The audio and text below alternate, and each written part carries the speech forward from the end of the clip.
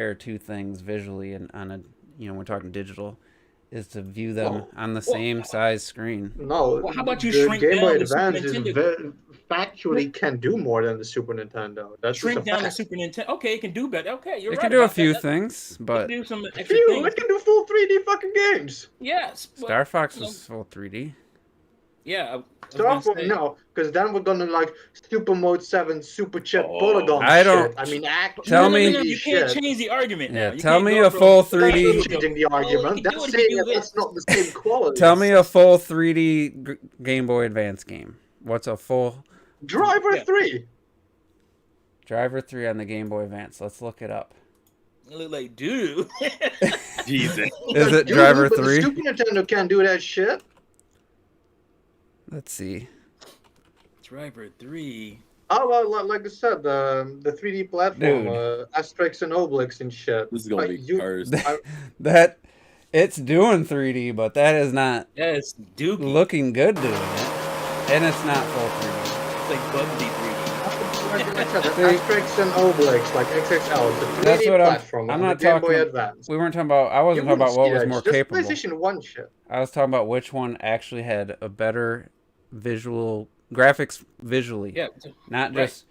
Yeah, I mean the Super NES best 3D not who had more tricks up their sleeve. was Star Fox. The Game Boy Advance had tricks, had techniques the Super Nintendo couldn't do. But when you just Right. boil it down, and you look at similar games, to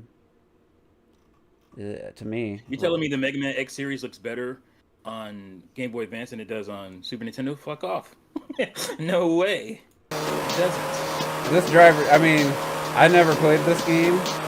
I mean, it's technically impressive, but at the same time, the pop-ins just. I mean, it's ridiculous. They didn't even attempt like the You're not Donkey Kong one to game judge on Game Boy Poppin, you Advance. fucking Xenoblade Chronicles X fan. But I will bullshit. say- I don't want to have Poppin in Oh your my experience. god. I will didn't say- even Oh attempt- no. They didn't even attempt Donkey Kong on Game Boy Advance, did they? They said we'd rather do They that shit ported on like regular Game Boy. I think they ported over 30 Super Nintendo games to the Game And Boy they- Advance because the- they just the could biggest without down- a problem. What's up, everybody? We're talking about Game Boy Advance versus Super They NES. just like live and This shit. is And, a conversation that's been, I will been say going on for a while The now. biggest issue that You're Game in the Boy middle of Advance it, had, like, where it struggles, is in its color and resolution versus the Super NES. Like, it had very low color. I don't know what the actual term, like, because it was a small screen. They weren't really worried about it. The screen couldn't probably even reproduce more colors, so they built the games to work for that screen. But what I'm saying is, all these years I thought it was equal to or above the Super NES until I actually seen a Game Boy Advance game on the same size screen as a Super NES game. That's when I realized that it wasn't as powerful in just I think raw we all thought visual that. We output. thought, now we have a portable Super Nintendo. That's the coolest shit. But not really, not quite. It's It was it's close. an impressive little machine, though. Yeah, I'm taking nothing away from the Game Boy Advance. But anyway, that was one of our pointless debates during. I usually, for me, if you guys ever see me going with Clocked It or somebody, going back and forth, it's usually because I'm at work and we have some downtime. When I'm at home on like vacation, I'm usually doing stuff, so I don't. It's funny. I only do that stuff usually when I'm at work because I'm just like trying to make some time pass while we're waiting for our UPS shipment to come in or something. But I had a whole 4 or 5 days off, and you guys were going off about something, and I wasn't partaking because I was doing stuff. I was outside, like just doing yard work, and You're outside touching the grass. yeah, I was touching some grass, dragging my knee on the crotch rocket. Game Boy Advance Sonic I don't know 1. what the fuck that means. Oh god, don't you bring that up. So let's see what we got. He's about Sonic Genesis, which is the worst port of Sonic 1. Yeah, that's not really fair. It is the worst port of that game. Bad port. It's just a really fucking trash ass port. Let's just There's ways to make the argument without bringing up bad ports. Yeah, we're not gonna straw man here. So I just wanted to take a minute here to say hi to everybody in the chat. We don't have, as people are jumping in here, Visored. Good evening, folks. We got Matthew is human, Donnie Arts, Trizzy, Lenny. Oh, he's human now, is he? Matthew, I said Matthew. B Wild, And Flip the Score was here before we even started the podcast, like quite a bit. He says YouTubers struggling to take this L so bad talking about the Switch Pro. Sonic can get worse. It can always get worse. It can always get worse. I see what he did there. Damn. Yoshi Island port, that was one that was definitely better on the Super Nintendo. Oh yeah. Yoshi's Yeah, Island. but that thing has all fucking other issues than graphics. Yeah. Like that whole thing That is was like it. fucking destroyed. That was the problem is the button didn't have as many buttons, and it couldn't reproduce the colors that the Super NES was. So that was like the two biggest weaknesses. I had Tony nice Hawk's. Thumbnail, by the way. Nice thumbnail. Nice What? thumbnail for the podcast, by the way. Yeah, I dig it. The thumbnail game is definitely stepped the up. little Resident Evil You're Dead. I had to Yeah, Google search how to get that image like manipulated. What do they call it? Skewed. Skew. Yeah. It's like Control Shift Z on in Paint.net. So it turned out pretty good. I was happy. It took me. I literally spent about maybe 8 minutes, 10 minutes on it, and it turned out pretty good. So, but yeah, it's just us four tonight. Robert forgot to take his nap, so he's gonna be sleeping, and clocked it like I said last week. On Monday is gonna be tough for him, so I'm considering. We can discuss this. We could possibly switch it to Tuesday night, and for the unforeseeable future, if that's okay with everybody. I know we got our regulars here watching, so I'd be curious if that would be a problem for anybody. In the chat, let me know if Tuesdays would be a problem, or if you guys would still make it if we switch the day up. So You mean so Robert and Clocked It would be able to well, join? Clocked It or- would be for sure on Tuesdays. Oh, they just be Clocked It. Robert still For had the me, same I schedule. don't care. It's good for me either way. Yeah, I mean it don't matter to me either. Me you know. neither. So yeah, let's keep that in mind. Bro. I was like, I'm like half and half with it. I'll mention it more later. So Terrell, What's up? I watched probably the first hour and a half of your stream. I didn't watch the second half on. Well, I jumped in. I took like a break when you were streaming Zero Mission. I jumped in, and you had quite a few items by that point. Yeah. So what's your take? Because I think Samus Returns is your only Metroid experience, isn't it? Or And Other Other M. Other M. Yeah, those are my two experiences. It's the remake and Other M. So I just finished the original using an online guide and the suspend feature. I was pulling Obi-Wan there on the final boss.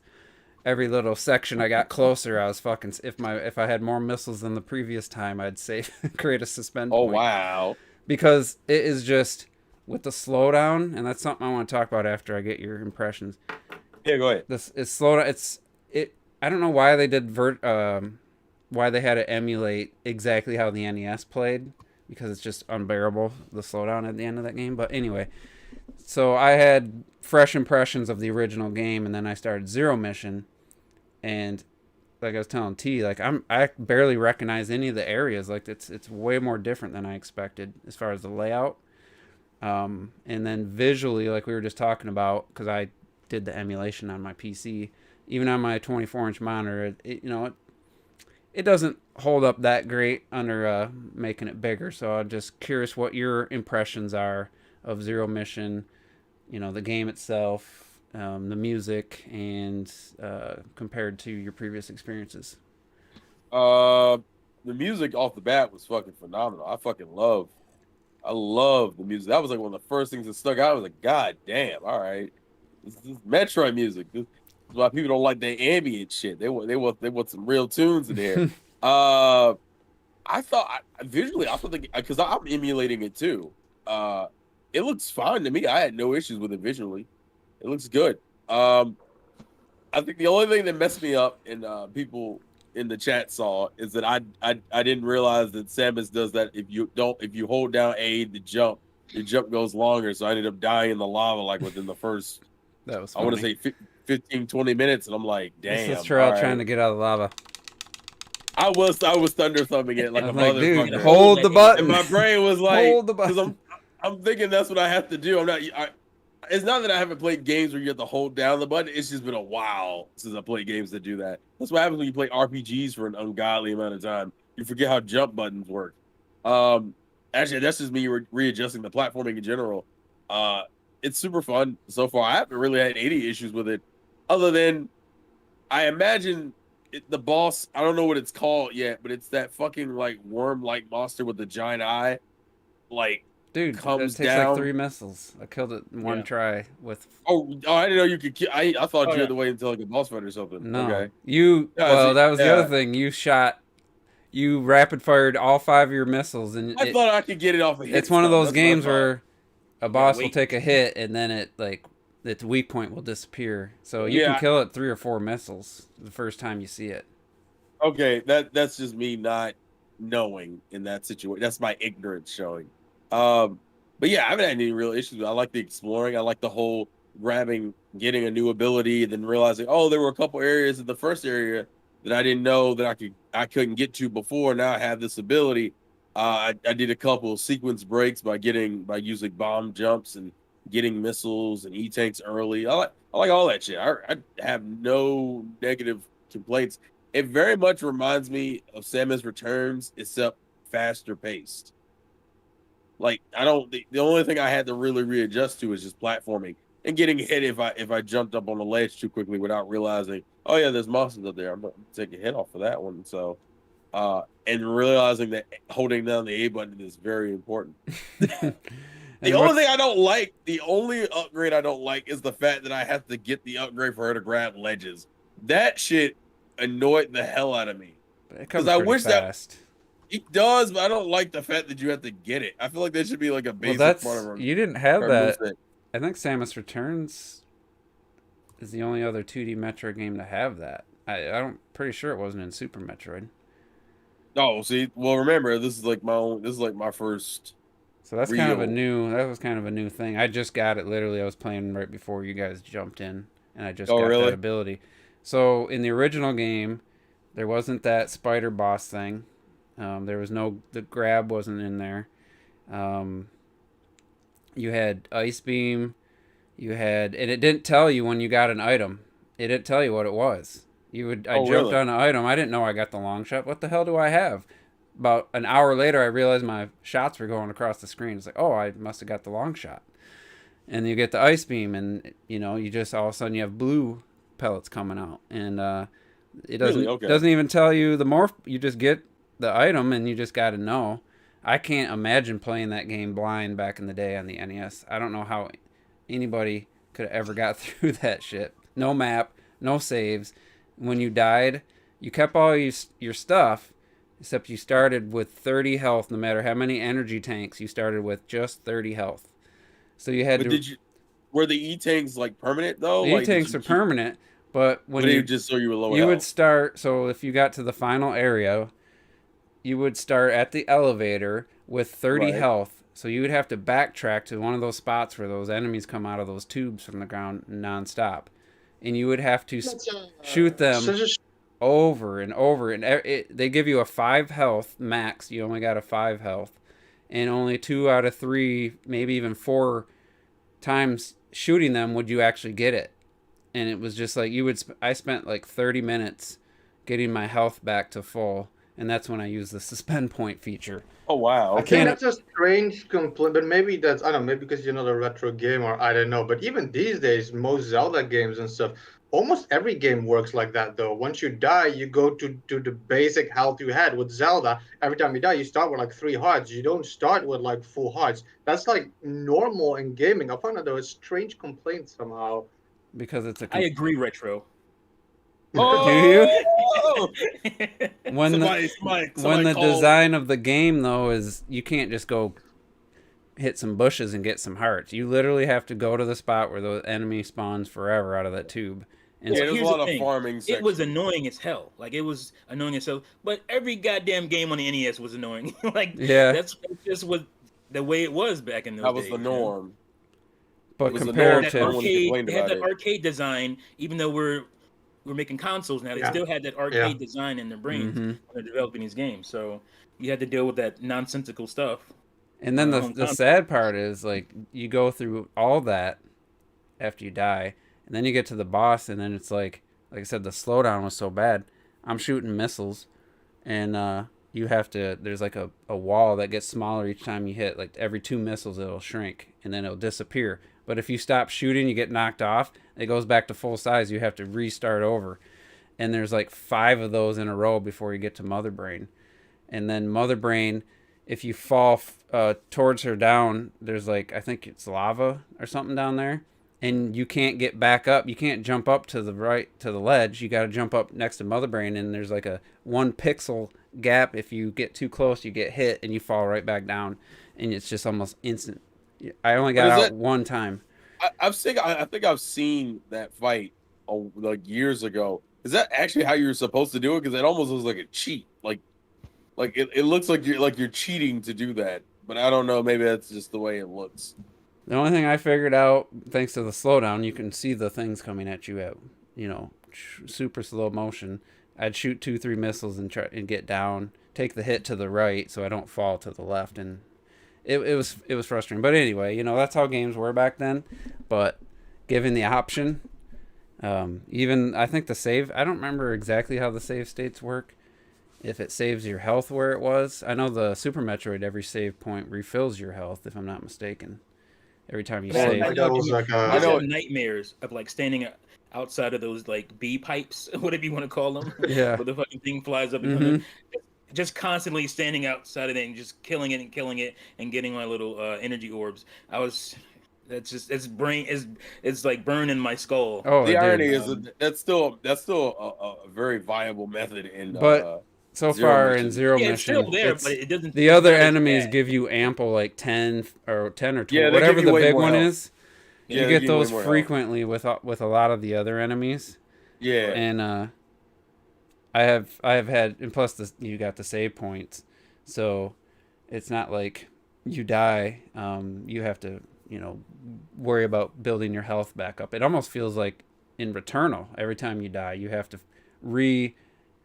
get your health gauge built up by finding these resins. I think the only thing that threw me off is that you have the save rooms. In my immediate modern game was like, oh, well, the save rooms save and also refill your health. No, they don't. So like when I walked out of the room, I'm like, damn, why is my health so low? And I'm like, oh, there's another room for the this. Chozo statues. Yeah, and I'm like, Trizzy, fuck me.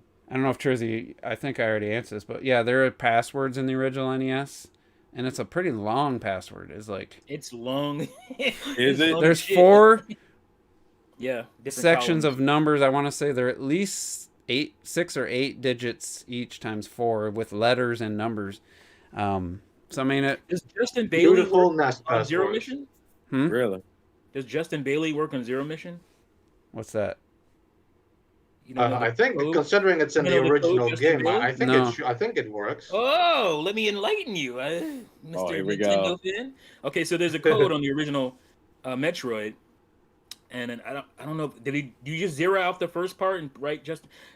I used to think it was this kid named Justin Bailey without anything else. Okay.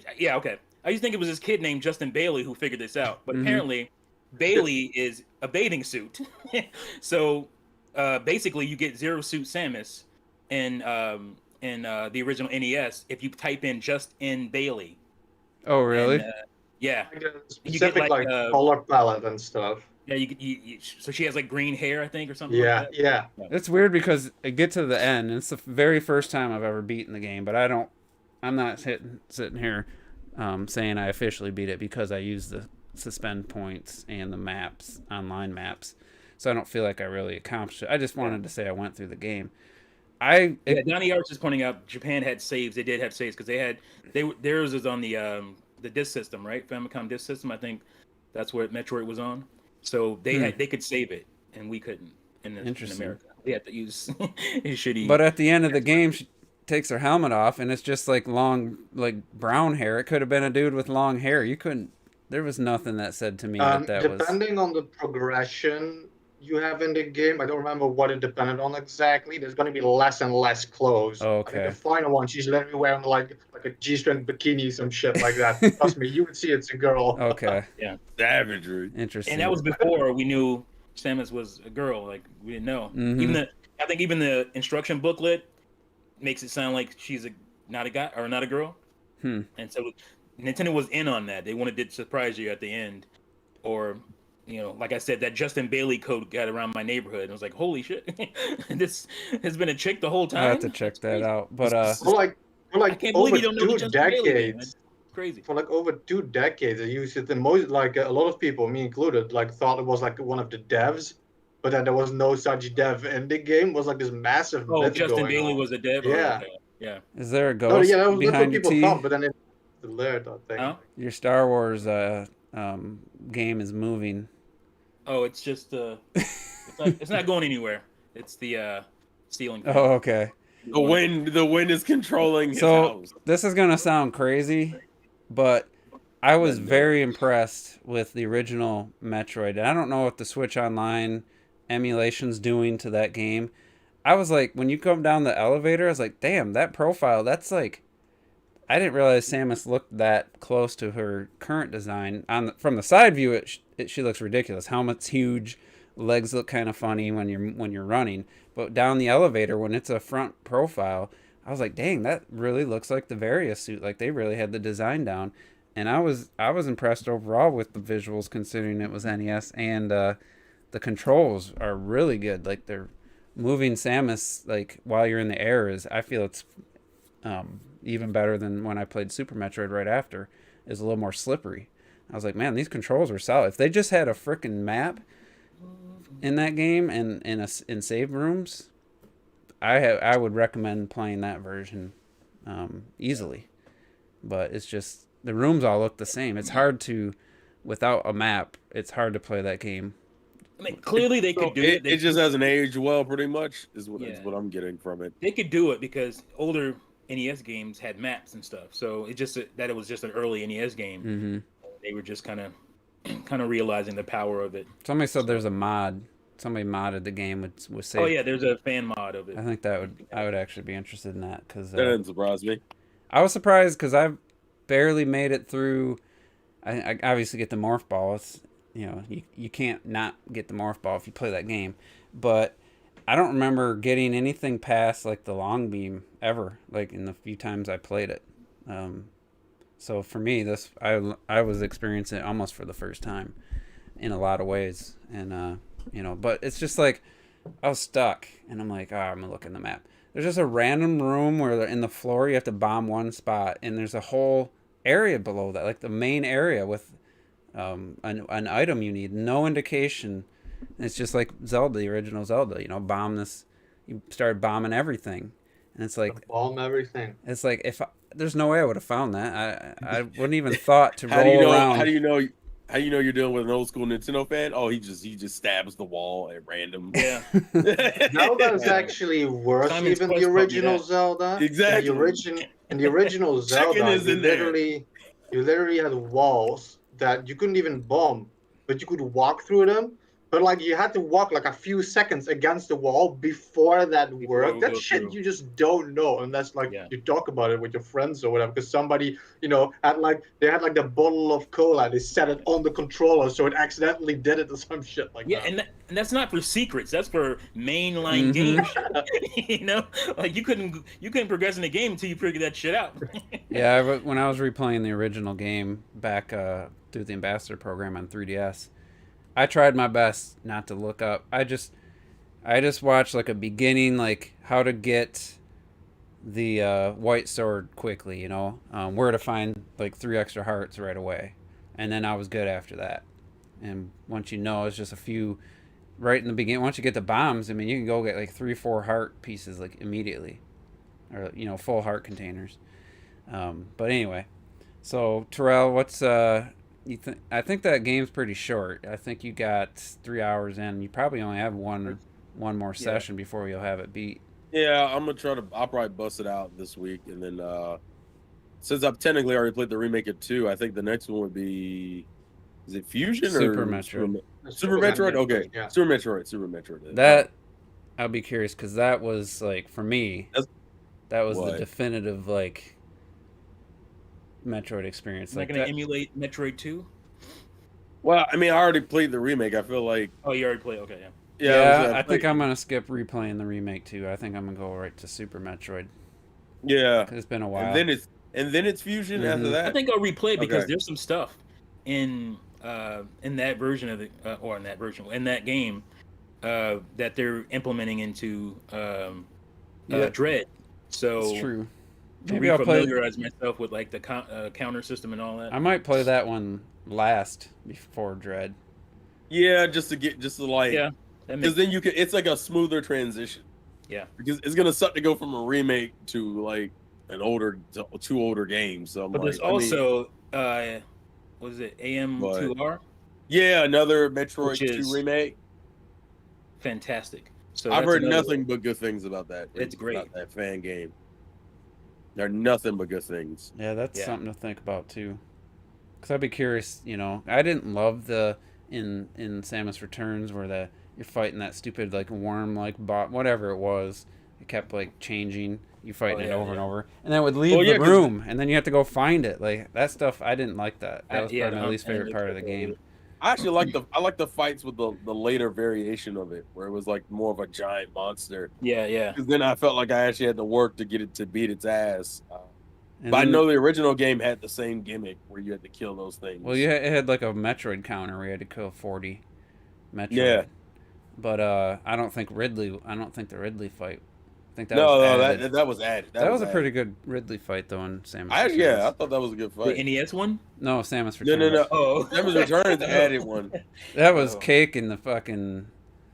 Ridley was the easiest thing about Pretty the original Metroid game. It was just simple.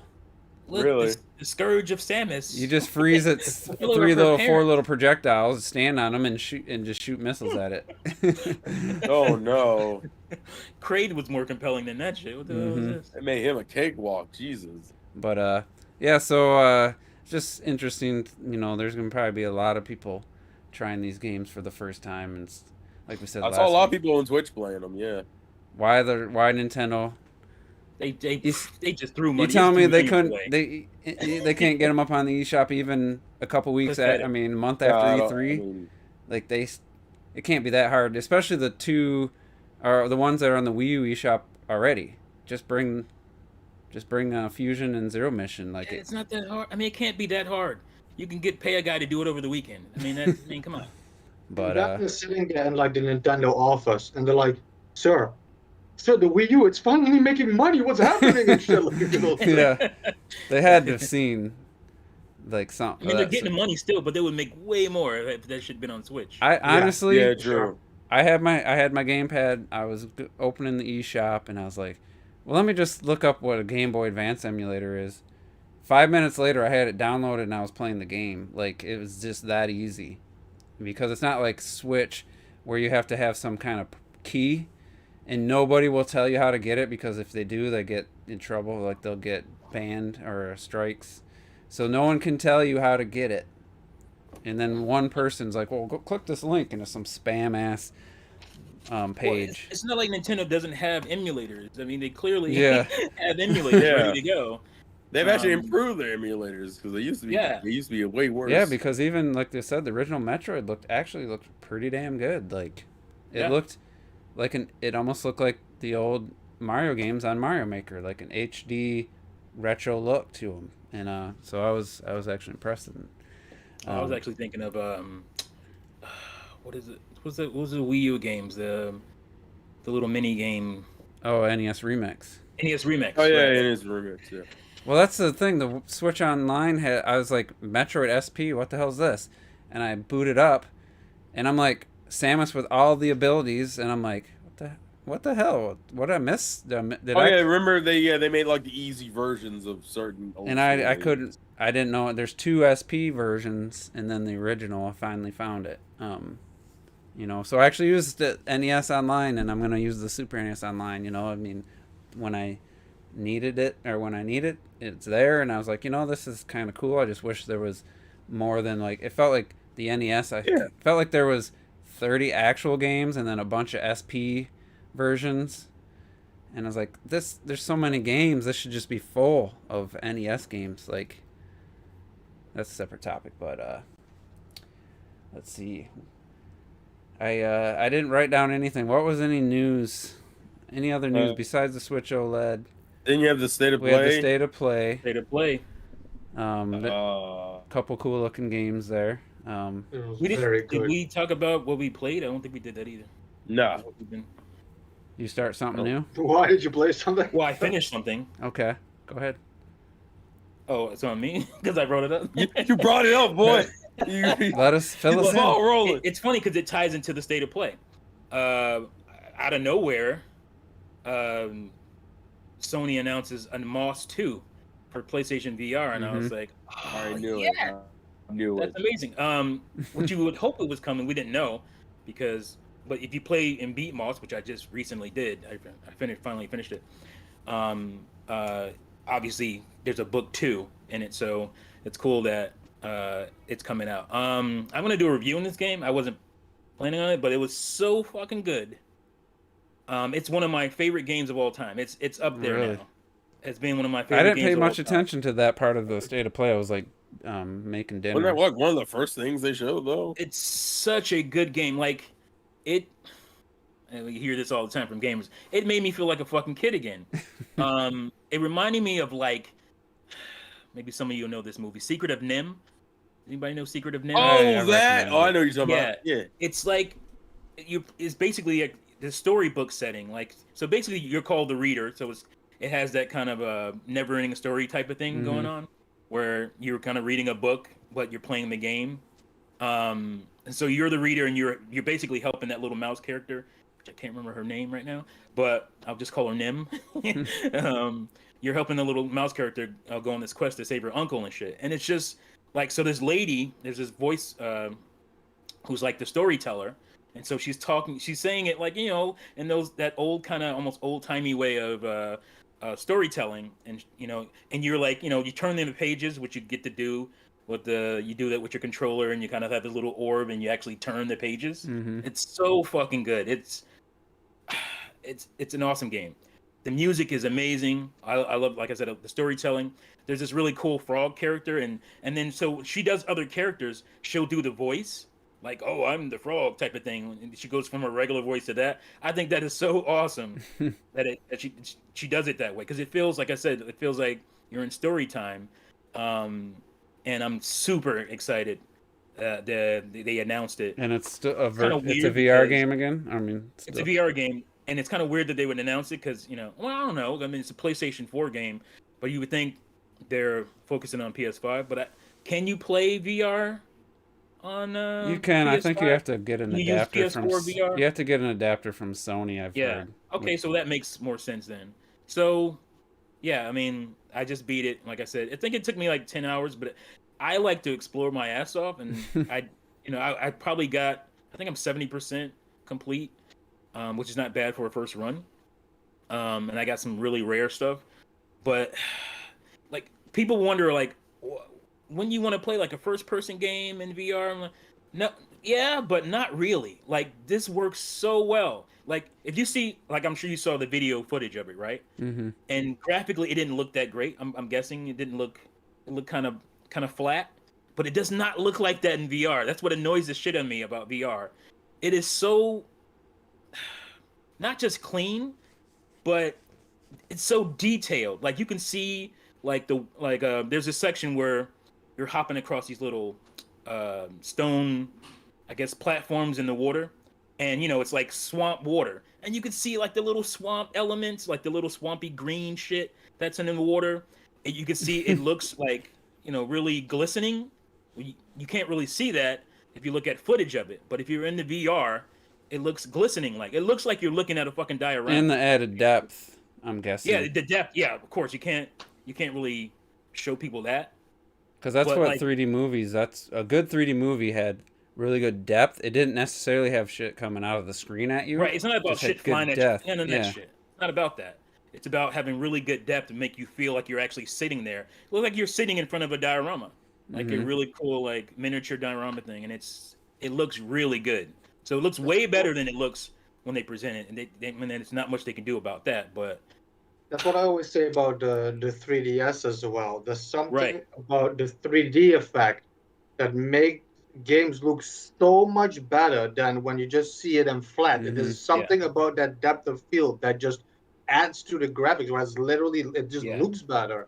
You know what I mean? Because I'm sitting there recording as I'm playing. I'm like, this shit looks so good. So I'm taking my head because you can move in and move out with your head. And I'm moving in and I'm looking really close, like I'm getting really down close to the mouse, and the mouse starts waving at you and shit. And it's just like it's mind blowing. And then if you have your headphones on, and you're totally in, and it just I'm recording it, and I go back and look at the recording, and I'm like, it looks like shit. It looks like crap when you like watching it on the like the regular TV screen. It looks really flat, like the textures look kind of flat, but it's way cleaner, way cooler in VR. Like, so that's the thing that sucks about VR. Like, the video footage of it doesn't represent it very well at all. I mean, it looks way better. Trust me, it looks way better. T's Series S has got a sad face right now every time you're talking about PlayStation VR with such excitement. I was Series S last night, man. I remember you got them at the same time, and you definitely the excitement. I'm definitely way more into my PSVR right now. You haven't mentioned the VR in a while. I thought maybe you pulled a Robert and just stopped playing it. Oh no. So somebody in the chat says I was playing it too much. I had to take a break. Yusuf says that VR is pointless. How is it pointless? It's not pointless. It's just if you have it, it's great. If you don't, you don't really know what you're missing.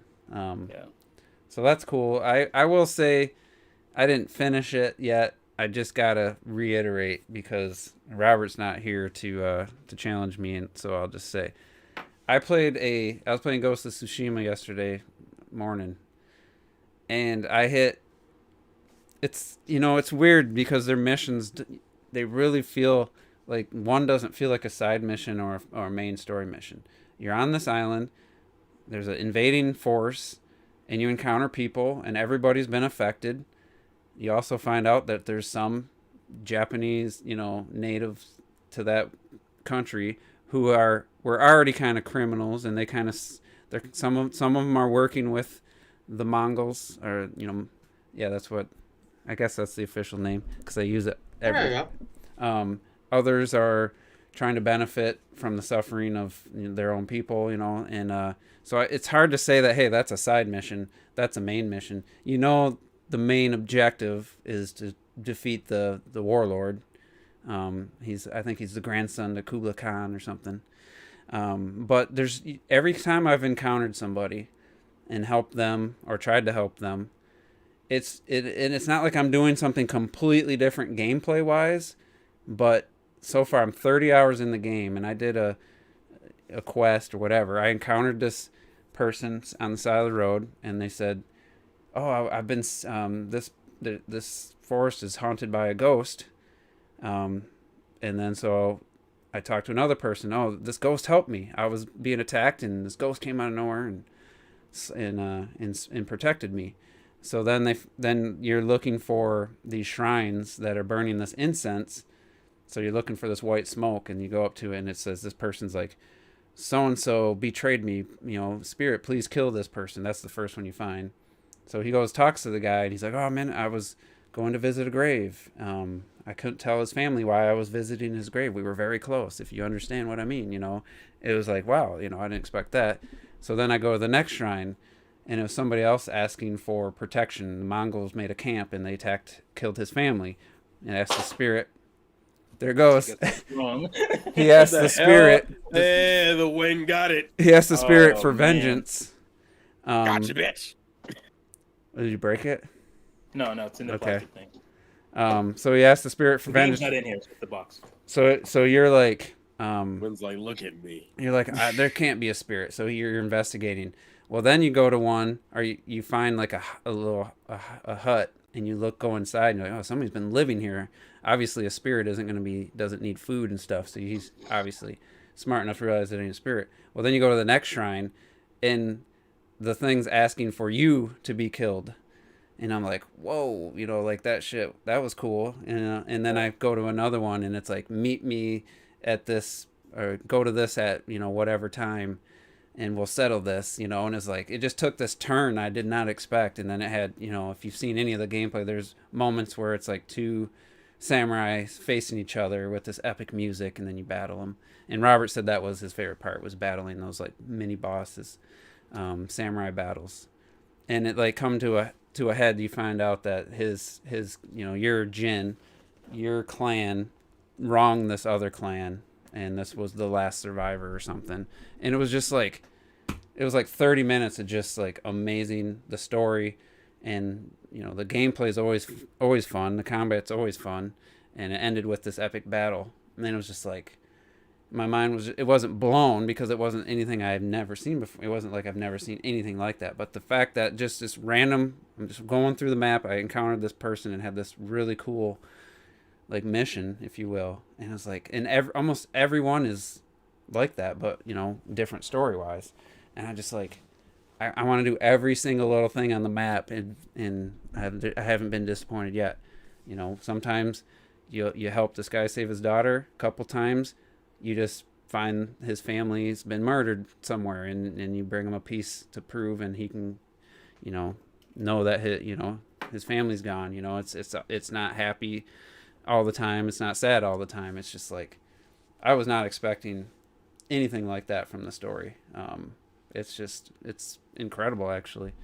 And if I wish I would have played it last year, because it would have been at least top 3, probably top 2 last year. So it's an amazing game. If anybody has a PS4, if you have any interest in like Japanese samurai culture, history, I would say it's a must buy if you have a PlayStation 4. So even though I didn't beat it yet, I got to throw that out there. I really do feel it sucks that they're doing that whole director's cut thing. And it's kind of lame how they're doing that, but I'm gonna get it when it's $25 or less. Jesus. It's one of those games, like I said about Immortals. I'm not saying I wish I would have paid $60, but if I had, I kind of feel like it's worthy of a $60 purchase. One of those things. I'm glad I got a discount, but I kind of feel like it's definitely worthy of a full price. 30 hours Is in. the director's cut only on 5? No, it's on 4 and 5. Oh, it's on 4 as well. Okay. And I mean, I can upgrade to it for $20. I got the game for $35, so it's not like I'm. Are you going to? We'll see. I want to see what the new content length is, if it's substantial or not. Because I've director cuts in games now just so stupid. Well, like, that's- come on, like, is this a just wish I different wouldn't- word for like remastering and shit? You got like Death Stranding director's cut, and even Kojima is like, it's actually not the director's cut. Like, fuck off! Like, yeah, I don't the know. games just Kojima's- fucking came out. That's some Yeah, but you PR can't- shit right there. Kojima's problem is Kojima's problem because Kojima is mad that his game didn't sell because it was boring as fuck. I did want to quickly mention, so I started replaying No More Heroes 1. I think, Retro, were you in one of those streams that I was playing No More Yeah, I was Heroes? there. Okay, that's what I thought. I am very surprised how well that first game holds up. I am genuinely... The only thing I don't like is his running speed, is Travis's running speed. But everything else holds up really fucking well. That combat is fun as hell. It reminds me of like San Andreas. Well, how are you playing it though? Because you didn't get your Wii U. I'm playing the Switch. Oh, the Switch version. That's right. Yeah, I'm playing the Switch version. It looks pretty clean, and I'm enjoying it so far. It's that game's combat is fun as hell. I'm very much, because I want to get myself ready for 3, so I'm gonna try to go through 1 and 2. But with all that shit, I knew it. I missed it. Oh no! One back. 1 sec. Damn it! Yeah, we never really even finished talking about the state of play, did we? We I'll kind catch it of. on the replay. Oh, there she's back. Hi, Ma. Ma, make some meatloaf. This always happens to me, yo. I feel like I'm gonna make an emoji for people to use every time this shit happens to me, because it happens so fucking often. Well, I told you a while ago, you need like a mom emoji thing, man. I need to do like a 4-box panel of us, and then have your mom peeking in the door in your panel. Yeah, wouldn't that just be like a fucking screen Get on cap? it. Like, Get on it. we need more fan art. That's what we need. Yeah, some fan art. That'd be cool. Fuck me. That would be great. Yeah, I'm actually surprised how big the overworld is, considering you don't need to go to that many places other than like the side jobs. I am just it's been a while since I've touched the original game, so it's been a fun ass experience. I really like First No More Heroes. I know people have their reservations about 3, more so with its what it looks like fidelity wise. It ain't cute. It ain't cute, but the combat still looks fun as hell. Right. I will say that. Right. I will say that. So I'm thinking, as long as the combat's good, I think I'm Gucci with it. But yeah, the first one holds up really well. You gotta remember though that a lot of those people that are now complaining about 3 are the same people that said that Travis Strikes Back was more No More Heroes than No More Heroes you know 1 what I'm and saying? 2. Thank you, Retro. Thank you. Oh, that's fair. Okay, all right. That's so true. It's retro. You get one. You get one. Give you another. Yeah, we'll give you another week and see what happens. You get one today. But yeah. Such shills that they would say such a despicable comment. Oh man. All right, so let's turn back towards the state of play. There wasn't a ton, but all I thought it was gonna be was Deathloop, and then like like they did with Horizon, like 2 indie games. Yeah. And they actually showed. I mean, we've seen Sifu a couple times, but this was more to announce that they had to push it to next year. Which The first time you had like a long section of gameplay, I feel. Last time they just showed like one scene, you still didn't really know and stuff. I actually like, thought the Deathloop part was actually pretty interesting, and I stopped watching there. I mean, there's a lot to that game that looks intriguing. I don't know if I'm going to buy it, but this was the best. This presentation showed it in the best light so far by far. I just wanted to come out and just for me to be done with it. But it looks. I would say I was surprised at how much. It looks like you can. It's almost like Breath of the Wild, where you can do all kinds of different things. Maybe not to that level. We'll see how people can approach missions if it's truly that open. Yeah, where you can truly like do all kinds of crazy stuff. Which one? Deathloop. Deathloop. Okay. Yeah, because it looks like they showcased it like there's gonna be not infinite, but a ton of ways to approach playing that game and taking out the people. Since every time you die, you reset to the start of the day. And I imagine you learn things, but yeah, I think people are gonna find really creative ways to approach that game, unless it has more limitations than it's a good. I'll give it this. The concept allows you to actually like be forced to kind of get involved with the world and see what the NPCs are talking about and whether or not that leads to clues. I appreciate shit like that. So it definitely has my attention more than it did. I'm just tired of it not being out at this point. I think that's what I was gonna say, because like I love time shit. I'm super interested in Deathloop. I think the idea of 2 killers battling each other in a time loop that keeps going on and shit, it doesn't affect them and shit, it's extremely cool. It's like Terrell said, I'm just sick and tired of every fucking state of play seeing 10 minutes of this shit, you know? Like you don't need to show it that much. Like it kills it. Well, I kind of feel like they think they need to show it, because to me it feels like a game that's gonna go under a lot of people's radar, and I almost feel like they delayed it just to get it away from Ratchet. I would bet money they delayed it just for get it away from Ratchet and Clank, and it was supposed to come out between Returnal and Ratchet and Clank, and I kind of think maybe it wasn't polished, or maybe they just said, you know what, let's have it come out, and because of the director's cut of Ghost of Tsushima, I'm wondering if Sony doesn't have really anything, if Horizon's not going to come out this year. Well, considering they keep when the state of the play was even announced, the first thing they were like is that there will be no God of War, there'll be no Horizon footage. I'm kind of like, damn, like, are those games coming out? But they've been consistent with showing having a state of play about a month before a game comes out to feature it a little bit more in depth. So right. They're just kind of. I'm not mad at the state of play. Go ahead. It's PS5 only and PC PS5 right now. Only? Okay. Oh, is it? Mm-hmm. Oh, I didn't know that. Okay. I'll wait for it on Game Pass. Yeah, it'll be on Xbox at some point. I mean, you got it. You might as well use it. You know. It might. I don't know if I heard a year timed exclusive, or I think it's a year. Is it? But the rest of the state of play had some pretty cool looking games. Oh, somebody said There were September. a few games that I really like. My personal favorite one was Fist, the one with like the rabbit. We had like all the cutscenes with like the creatures and stuff, like doing shit together. And then you had like the 2D gameplay. We had like the massive arm cannon and Yeah, it's like stuff. a Like, brawler that's almost. my fucking game. That looks so goddamn good. You know, I thought you were gonna mention Demon Slayer since that was in there, and I was kind of like, I've huh. never seen or watched or done anything with. I Oh, have you like haven't? no Okay. attachment to it. All right, that's fine. I have my reservations on that game because motherfuckers look like they're just copying the same gameplay style from like the Naruto Storm games. Well, I'm that's what like, I was thinking anyway when I saw the gameplay. For yeah, that was my 100%. problem. I'm like, no, we don't need to do this again. And then we saw the Death Stranding thing, and I'm like, oh, Man, Kojima, you need to make your game a video game, and now you're trying to actually sell me a video game this time. I wonder if Unfortunately, I that's. don't. Go ahead. I wonder if that's them just trying to get it relaunch the game, try to help its sales, or if he really or if he wanted 100%, to do 100%. different stuff, or It's if they the wanted first him. thing.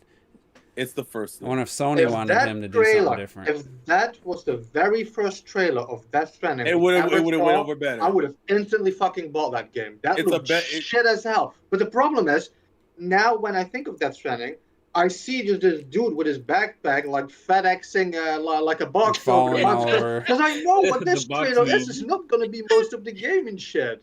And the problem is that that's still the core gameplay. But they were like, oh, we gave him like he has a gun. He has more combat moves.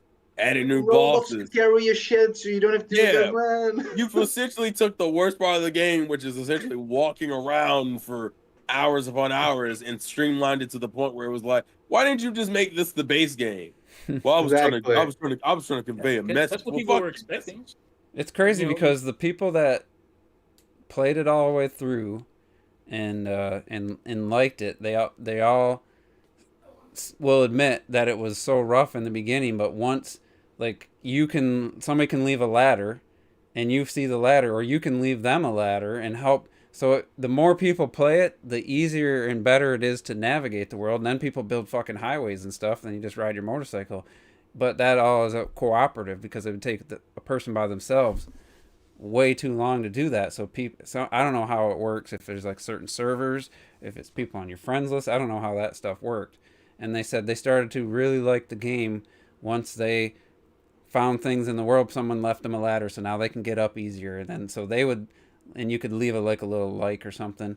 And then they wanted to leave stuff to help other people. And I guess it seems like that is what people really liked about the game. The people that did like it was that kind of community aspect, but it was so buried behind cumbersome navigation and controls and stuff that a lot of people just didn't even get to that point. So I don't know if this version will be better, if it'll. I'm rewatching the trailer for it right now. It already looks better just mechanically. The problem I have is that like he's acting like, oh, this is the one I really wanted to make. No, you're making it because people didn't like the first version, and you didn't want to, and you really want to be like, y'all just didn't understand my artistic vision. But I'm more like, no, you just made a mediocre game. Well, So how now many times did we talk? They showed CGI cryptic ass, like. Well, Kojima shit is always cryptic, which is Cryptic, kind of I the said problem. Cryptic ass, like, what the hell's going on? This crazy stuff, and it's like, what's the game? And you see the game, and you're just packages stacked 10 feet over your head, and you're just trying to navigate, like, climb, like, barren areas. You had at least 4, maybe 5 of those CGI 5 to 10 minutes long things where you're watching like a Del Toro fucking movie and shit, which I think is cool and looks great. But yeah, then you said the first gameplay you see is like in silence, him walking over the thing, and I'm like, man, that's not, that is not what you showed me and shit. When you realize that that's the game, and you went, yeah, exactly. And like in this trailer, they're like, we added a machine gun, sniper rifle, robots, motorcycles, racing and shit. Yeah, like that's cool, but like if that's not the game though. Yeah, you're adding shit to distract me from the real game, which is walking. Exactly. And you're giving me buddies to help me carry packages because you realize the walking is boring. Yeah. I don't know why you realized when you were making the game that the goddamn walking is boring. But yes, the walking is boring. It made for a funny ass Donkey View video, though. Oh, that video. Oh no, it's a mean game to hell. Like Yeah. the best Oh, thing yeah. about the best thing about it is that you can make fun of it all day, every day. My issue is just like I don't trust you, Kojima, to put out a better product because I feel like you're begrudgingly doing it. Like they didn't like my game, so I guess I'll give them something that looks a little bit better. And But I'm like, I haven't been a I'm still huge fan fucking of walking. any of his games, to be honest. I've quoted many times saying Metal Gear Solid is for me is one of the more overrated franchises for me because what everybody else thinks compared to what I think is such a vast difference. So Metal Gear, it depends on which Metal Gear game. Certain games, I think, from what I've seen, because I haven't played Metal Gear either, but from what I've seen, there are certain games I feel like look like they genuinely earn their the first accolades. game was Yeah. definitely deserved what all the praise it got because it was new. We never really seen anything quite like that with that cinematic opening and and just all the dialogue and stuff. It was a pretty new experience. New for video games. That was a thing that video games was chasing for a long time, trying to be like movies, and that was like one of the closest games to doing it. And that's why it got those accolades. I think deservedly so. I agree. Yeah. But after video games stopped caring about being movies, then it wasn't that big of a deal anymore. But he kept doing that same thing. Plus, like the original Metal Gear, like tactical espionage is an actual genre he created, Yeah. and I think he just wanted to relive that. That's why he's like, "Oh no, it's a Right. trending genre." Like, no, man, you can't just always create new genres. You did it once, but I personally do like the Metal Gear franchise. I haven't played the last two or three, but I played the first ones and stuff, and I like that. I even like all that matrixy shit that Juice doesn't like. I wanted over the top bullet Well, time it turns shit. out Like, I I learned like that something. stuff. It's funny because I learned something about that. Because I think it was Robert shared that old interview. It wasn't Kojima directing those. Those cinematics were some martial arts film. I don't know if he's Japanese or Chinese. I'm not sure. That wasn't Kojima. So that's why, to me, I played the original game and then I played Twin Snakes. I'm like, what? This stuff doesn't, like I said, you're like jumping off missiles and shit, like doing all this crazy stuff. Well, it turns out it was like a very well respected, popular movie director directed all the cinematics for that version. So they just had to animate and make it work in the game engine. And I was like, oh, that kind of makes sense because it didn't really feel like it. To me, it didn't feel like it belonged in the Metal Gear universe. And to me, I was just like, it was just too over the top for me, and it took me out of the experience overall. I didn't like a lot of those cutscenes, but I can't blame Kojima for that. Now that I know he really wasn't the one doing that, so. But really, because that's kind of been his thing since. It is, but I He's forget not- Dated his thing. because what was the game before Police Knots that he did? Very cinematic fucking games. Yeah. His first game, I can't remember the name of it. Police Knots, I think it was the second game that was on Saturn and Sega, or Saturn and Sega CD. But I think there was one before that he did. All I know is Clock that's gonna be pulling his hair out when he listens to this replay. Hey man, I'm confused by Clock being such a big fan of his Metal Gear games because it didn't seem like he would be. But hey, I mean, people Look, love him. I've heard good things about. Like the I older said, ones. that's why it's overrated because for me, not in general, not in for everybody. It's just like Yeah. everybody loves. It seems like they're always praised, always high Metacritics, always Game of the Year contenders, and here I am like. Other than the first game, I'm feeling like, this is like a 7 out of 10. Like Metal Gear Solid 4 to me, I just forced myself to get through it. I started cutting off some of the cutscenes. I eventually just started, I gotta cut this short. It went on for like 30 minutes, talking about war economy and stuff. So I was just like, I'm out. But I finished the game. But I went back to replay it after I played 5, and I couldn't play MGS4. I just like.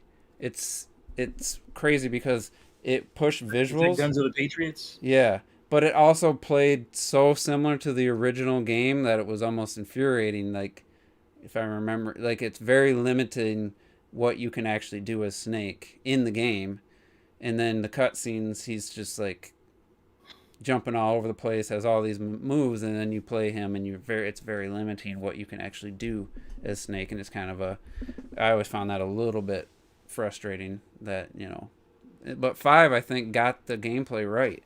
It just apparently they Konami and Kojima didn't see eye to eye, and like the second half of the game was just them. Basically, that's why all the missions feel very similar, and there's only like 3 main areas, because they basically pulled him off the project. It sounded like, and because Kojima probably wanted to have Snake walk a lot, and they were like, "Nah, let's just copy the first part. It's better." Because it started Konami, strong. we don't make games anymore. We don't have time for this shit. No, and then they had a lot of money in that game. I don't know if they made any money off it. Yeah, he worked on it for a long time. Whatever happened, but the end result was ridiculous hype for 5 before it launched and shit. I was gonna say that's the thing about this isn't anything new. That's the thing about the Metal Gear games is that they make profit, but it's not like, cause they put a lot of budget into those games, and they make profit, but it's not what Konami would want. Mm-hmm. So they just got tired of it. They just got tired of Kojima's crazy budgets and him basically. Because he was kind of on an island, he kind of did his own thing, and they didn't mess with him. They wanted that power back. So was he on Princess Beach? Yeah, he was on Princess Beach. Now, correct me if I'm wrong. I thought I saw, maybe it was fake. I thought I saw where Kojima and Microsoft inked a deal for a game. Now that was like 2 weeks ago, and it was just a tweet, and I forgot all about familiar. It. I'm curious if that's true. Right about that.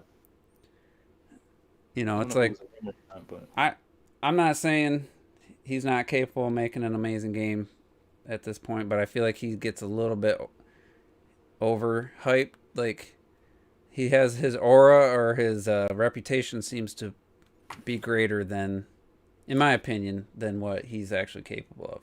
And I think Death Stranding kind of showed what happens when you don't have the what do you call that? The not overseers. What's that term in like political, not political, but like we have that one group that people that are like an overseer, but I think there's a different term producer for it. Or no. But anyway, when you don't have the restrictions and have other people's input, it's almost like M. Night Shyamalan, who writes, directs, produces everything, and he doesn't have somebody say, "Hey, you know what? That doesn't really work. That looks stupid. That's dumb." Maybe you should try rewriting that.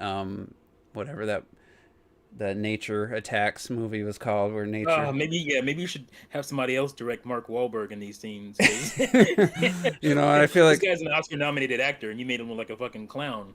And I just feel like Kojima without any. It's not supervised. It's like a government. It's a government term when there's like a group that It's almost like overseas, but it's a governmental position, and like a lot of TV shows talk about that. Oversight? Yeah, oversight. So anyway, enough about that. George Lucas and his prequels. Yeah. No oversight. And we all know what happens there. And then there's too much oversight, where you have too many cooks in the kitchen, and you get Warner Brothers movies, and you get the Disney Star Wars, where they're trying to over Disney Star Wars. So other than that, I don't think State of Play had really any other standout games. It was just a solid show. It wasn't like amazing, it wasn't bad. They left out Kane. I mean, we've already seen that game a bunch of times. That comes out next month, and I'm hoping that it's a solid game, because I'm interested in that. And then it feels like there's something else in August. Didn't something else get announced for August other than the director's cut of Ghost of Tsushima? No More Heroes 3 for PlayStation. There was Hades comes out in August. I feel like there's one other game that recently got announced. Hades has only been on Switch and PC. Mm-hmm. I feel like there was another game that's coming out in August that got announced recently. But anyway, not important. Let's talk about the big news, the huge news, the Nintendo Switch OLED, baby. So I'm so happy that I felt like that killed the Switch Pro officially, but of course there's certain people trying to trying to spin it still. But that's just, I think that's futile at this point. Just real quick, because not everybody made impression videos or talked on this yet. What do you guys think, just overall, of the Switch OLED and price, improvements it makes, and the fact that it's mostly handheld, portable mode that got the improvements? So, Retro, I'm curious because I honestly don't know what your take is on it. Shit, first impressions from Retro, baby. Let's go. So I definitely so like I'm not looking at this shit in the context of all that Switch Pro shit, like people are like making something they wanted to be and then get mad because they didn't get what they said they were gonna get and stuff. Like I saw this trailer and I thought like, yeah, that's like a decent mid-gen refresh, like you got a bigger screen. I like bigger screens and shit. Like a nice wide decal and shit, like a new kickstand, like it's a nice thing. But I said like that's because I know you said you don't like when people say that, but that's why I said, it's not, if you already own a Switch, it's not going to be for you. Because I'm saying that in the context of people who want the fucking Switch Pro. It's not going to be that. Like, yeah, and it's like you said, in the handheld mode, probably going to look extremely amazing and stuff.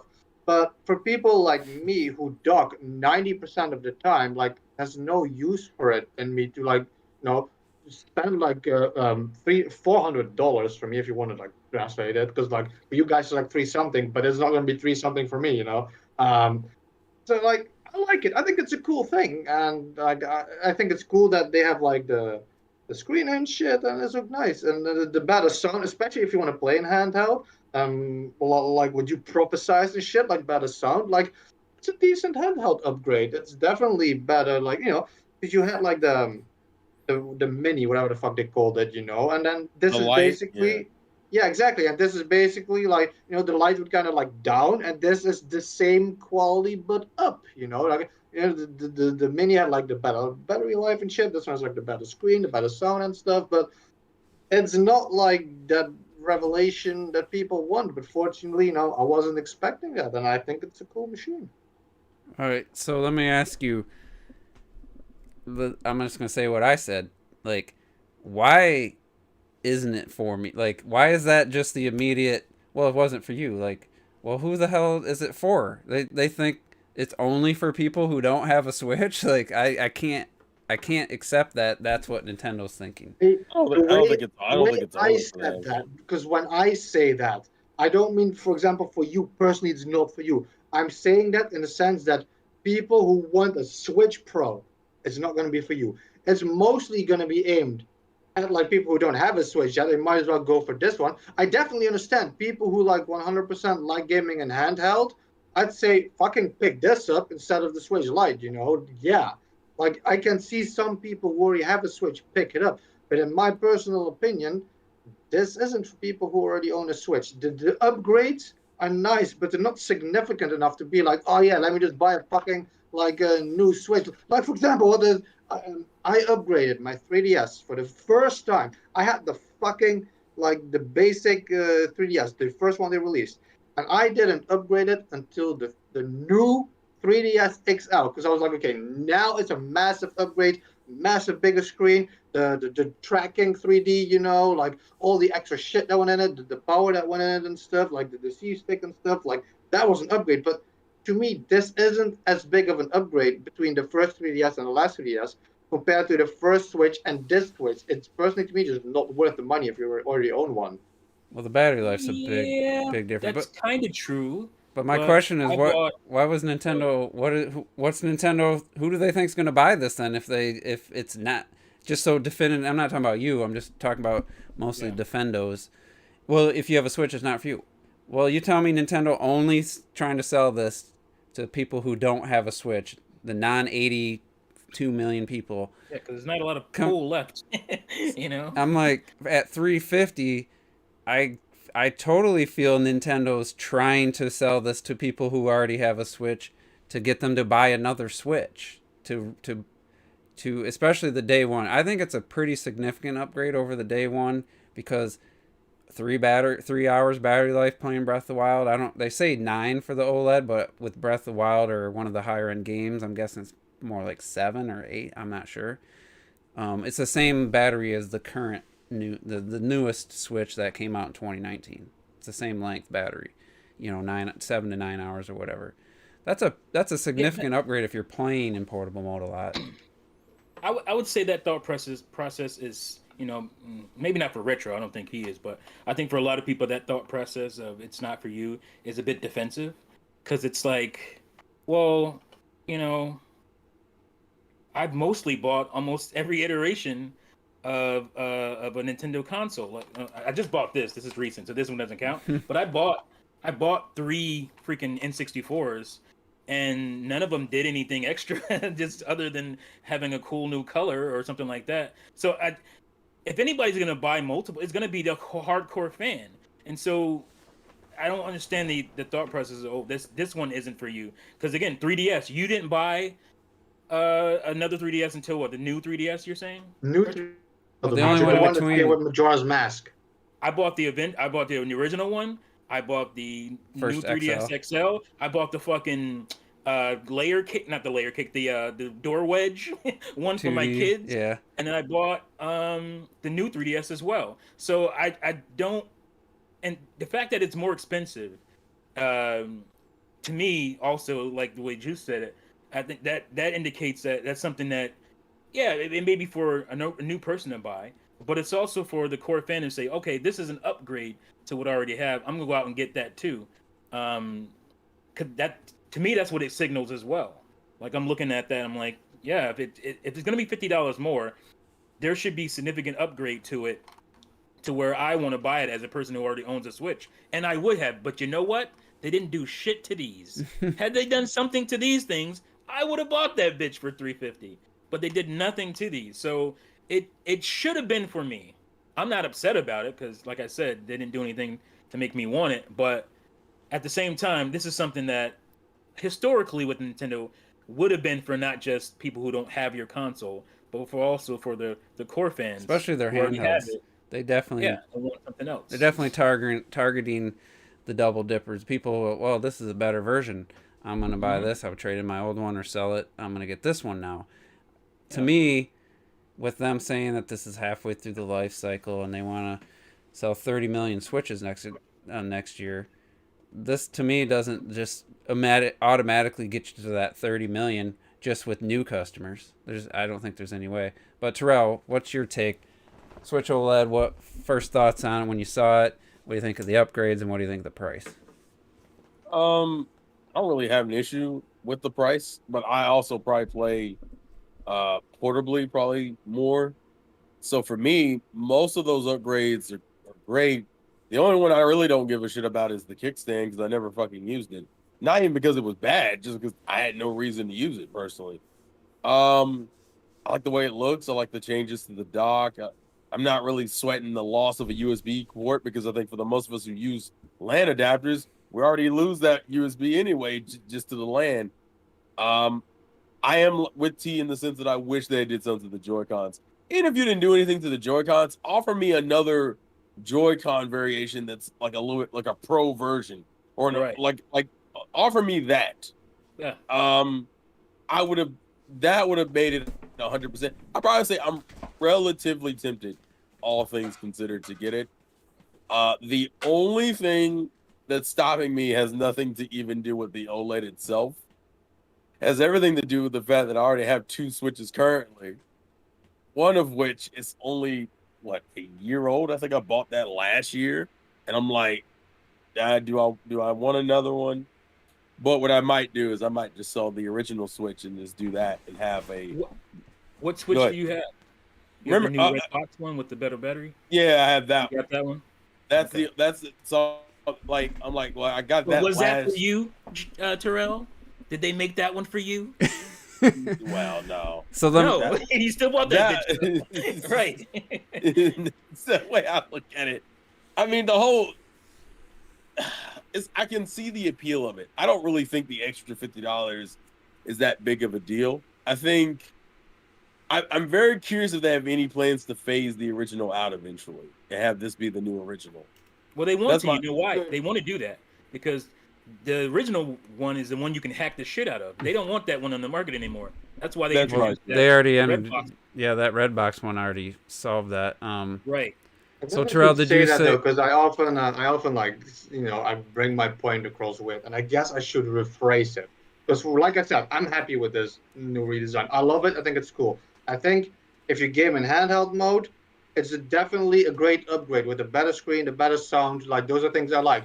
I guess how I should phrase it is, it's not for me, because I mostly play in dog mode and shit. Yeah, I I can could see But understand. people like, saying that I if you play in totally dock mode, understand. it's not Because for like I you. said, that's why I bought the 3DS. Because like the screen upgrade on 3DS, it's like I like bigger fucking screens and shit. So I like that there's a bigger screen. Like I Robert like over that here. the sound is better and shit. But I Right. definitely should phrase it like it's not for me, and I 100% won't be picking it up. Yeah, that's It's fine. not. It's not for me, but it also easily could have been. It should have been. You know what I'm saying? Like, if they had just done something to the goddamn Joy-Cons. That's all it would Dude, took. Drake, Yeah, they the know- Joy-Cons, they I have think, a are like massive lawsuit. Like Yeah, I to don't me- understand. I think that. I You think the think they want biggest. to get us out up on, from under that, and introduce a new variation. But Yeah, I would say the biggest missed opportunity is the Joy Cons. I could kind of everything else. I'm pretty much cool. I would have bought it. I would have bought it, no doubt. And that's why I said. That's why I said I'm low key still thinking about it. Like I'm kind of waiting until it comes out, and I want to see tear downs of it to kind of get the to see what's really I just going can't on. get by. I can't get behind Maybe the I'll buy it premium and sell it. price. What would a Switch Pro have cost then if they, with this, but with a more powerful, more RAM and way more storage? Like, if this is 350 and people are still trying to say there's a Switch Pro coming, what's the price of the Switch Pro gonna be? The 450? Switch Pro that 500? people wanted would have been like My question I was is- 600. I was gonna say at least fucking 600. If it's what people want it to be, it's not only gonna be Yeah, but 600. Nintendo would It's never. like you're gonna boot it up and as it boots up, it's gonna like melt in your fucking hands and shit. I don't think But you know Nintendo. what? Yeah, do that. I would pay $500-$600 for a significant, like a 4K, like Yeah, full-on yeah. deal. I think that's when Nintendo is afraid to charge that. Maybe I that's think. another reason why they charge 350 to kind of play in the Nintendo testing the for- waters to see if people will pay 350. Yeah. Yeah, Nintendo very much. Well, remember, this is the most expensive home console they have now. 350 is the most. Well, the Wii U Well, was Wii U. 350. Well, the Wii U, but yeah, like this. Remember that thing? This is the highest they've gone, is what I'm saying. The highest they've gone is 350. If they make that system, it's gonna be like what I said in the beginning. You're gonna get an undockable fucking Switch. You won't be able to like. I think it's gonna be like a standard console. That's the only way they could just give you a won't be able to play in powerful, handheld. There's no system. other way you're gonna make that in handheld. Well, I because think now everybody likes a new battery life. You ain't playing fucking Breath of the Wild in like 4K streaming on your Switch for more than fucking 10 minutes before that shit dies. Well, see, because I think Nintendo very much, at least in recent gens, it feels like Nintendo has always been of that mentality of let me see how much I can get out of this set amount of tech, and I won't jump up unless I think there's something I want to do that can't be done on my current tech.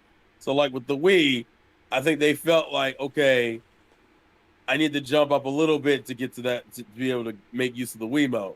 But they didn't go all the way up like they could have.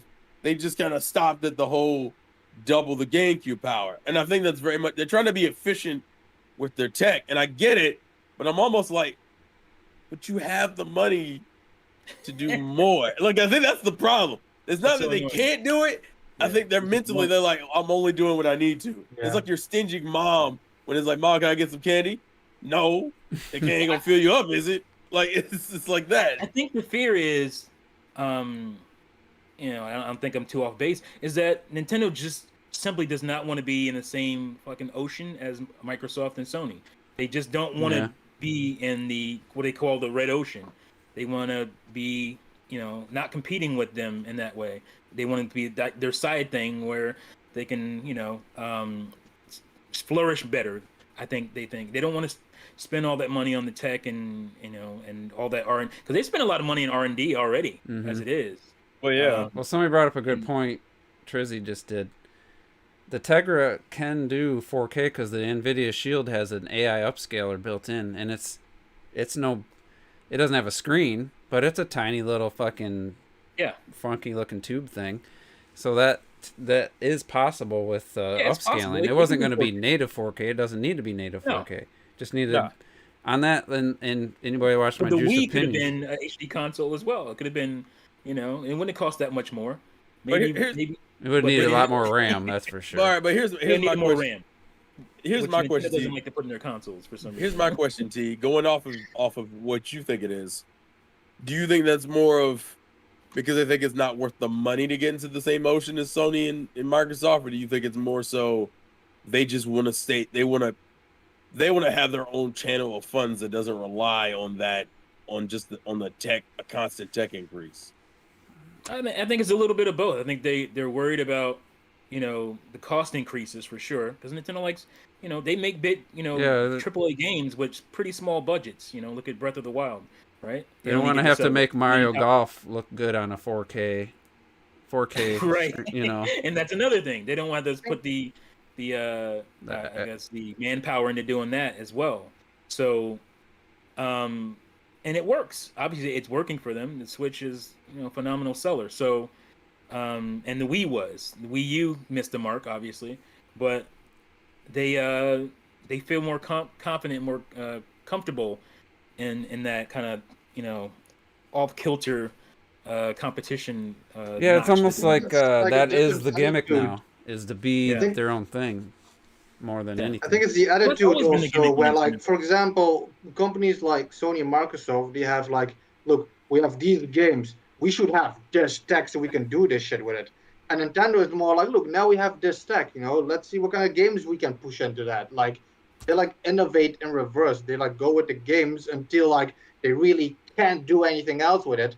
It's Nintendo, so they can make like, come on, like the Wii U and shit. People can say what they want, but like the way they make games look, like Bayonetta 2 and Mario Kart 8, they push the games into the system instead of like making the system that can do what they want and shit. Well, here's the Yeah. thing. I think it was Nintendo Life. Was it John from There's Nintendo some Life? good in that. This is in the limitations. longest Nintendo system's ever been out without a price drop by a significant amount of time. The Wii U, they had to drop it to 300 in that first year in 2013 with the Wind Waker, and it never dropped again. But it got that $50 price drop. 3DS, I don't think it was $250 at launch, wasn't it? It was $250 Or at launch, and $280. like 3 months later, that bitch was $179. Well, here's the thing. They released the Switch XL at the same price the original 3DS was. They released the new Nintendo 3DS XL Actually, no, it was cheaper. years later It was at 200. 200. They took the charger out, but that's so two things the Switch is doing that Nintendo's never done before is not lowering the price, which you could say That's there's no actually reason to. not true though. Raise the Maybe at price. least over here. The Switch got, I think, over here like a $40-$50 price No, drop I in like never the got first month. That's for The you first guys. month, yeah, That's something to yeah, do sounds with good. I don't know probably if there the was something exchange wrong with what they rate. did, but no, that was a legit price drop. The price was set everywhere. Everybody was buying it, and after like a month or like 2 weeks or a month or some shit, they were like lowering that price. I don't know, because maybe they thought they could Never happened here. doing more. That's Like, an I don't know, but that exchange was a rate. I price bet drop. that's an exchange rate thing. Something they made a decision, No, but no, either it way, literally went down. the Switch is Because I $299, pre-ordered it and I got money back because they lowered the price for it. and they must have realized that wasn't the right because they're in Germany the Switch OLED's going to be over $400 US. So it's just priced differently there. But the main point is Nintendo has never officially dropped the price of the Switch in the US for sure. Nope. So it's $299. It was $299 in 2017. It's $299 now, and now you bring out the upgraded version or the revision, and in their past Nintendo would have been the same price. So this is just the new era. They're not doing that anymore. And it's like, is that Tekken, it was a couple years old when it came out. it's like, did you really add $50 worth, or is it like T said, they didn't want to lower the price of the base model to $250, and you can't have them be the same price?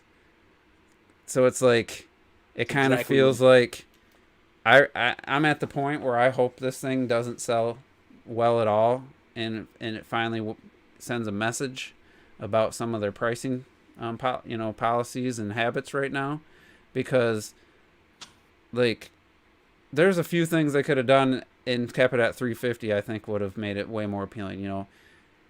Not way more appealing, but 128 gigs of memory instead of 64. Why go minimal? Why not go so that somebody's not going to need an SD card for the foreseeable future, for probably the rest of the system. I have 128 gig, and I would probably run out if I downloaded every game I own digitally on it, and then This is a 64 gigabyte flash card. Cost me $10. yeah, it's like, and it's Like, it's come on. better memory than that because it's I forget what it's called because it's made. USBs aren't made to be read have games played off them because they're not made to handle the Right. constant reading and writing.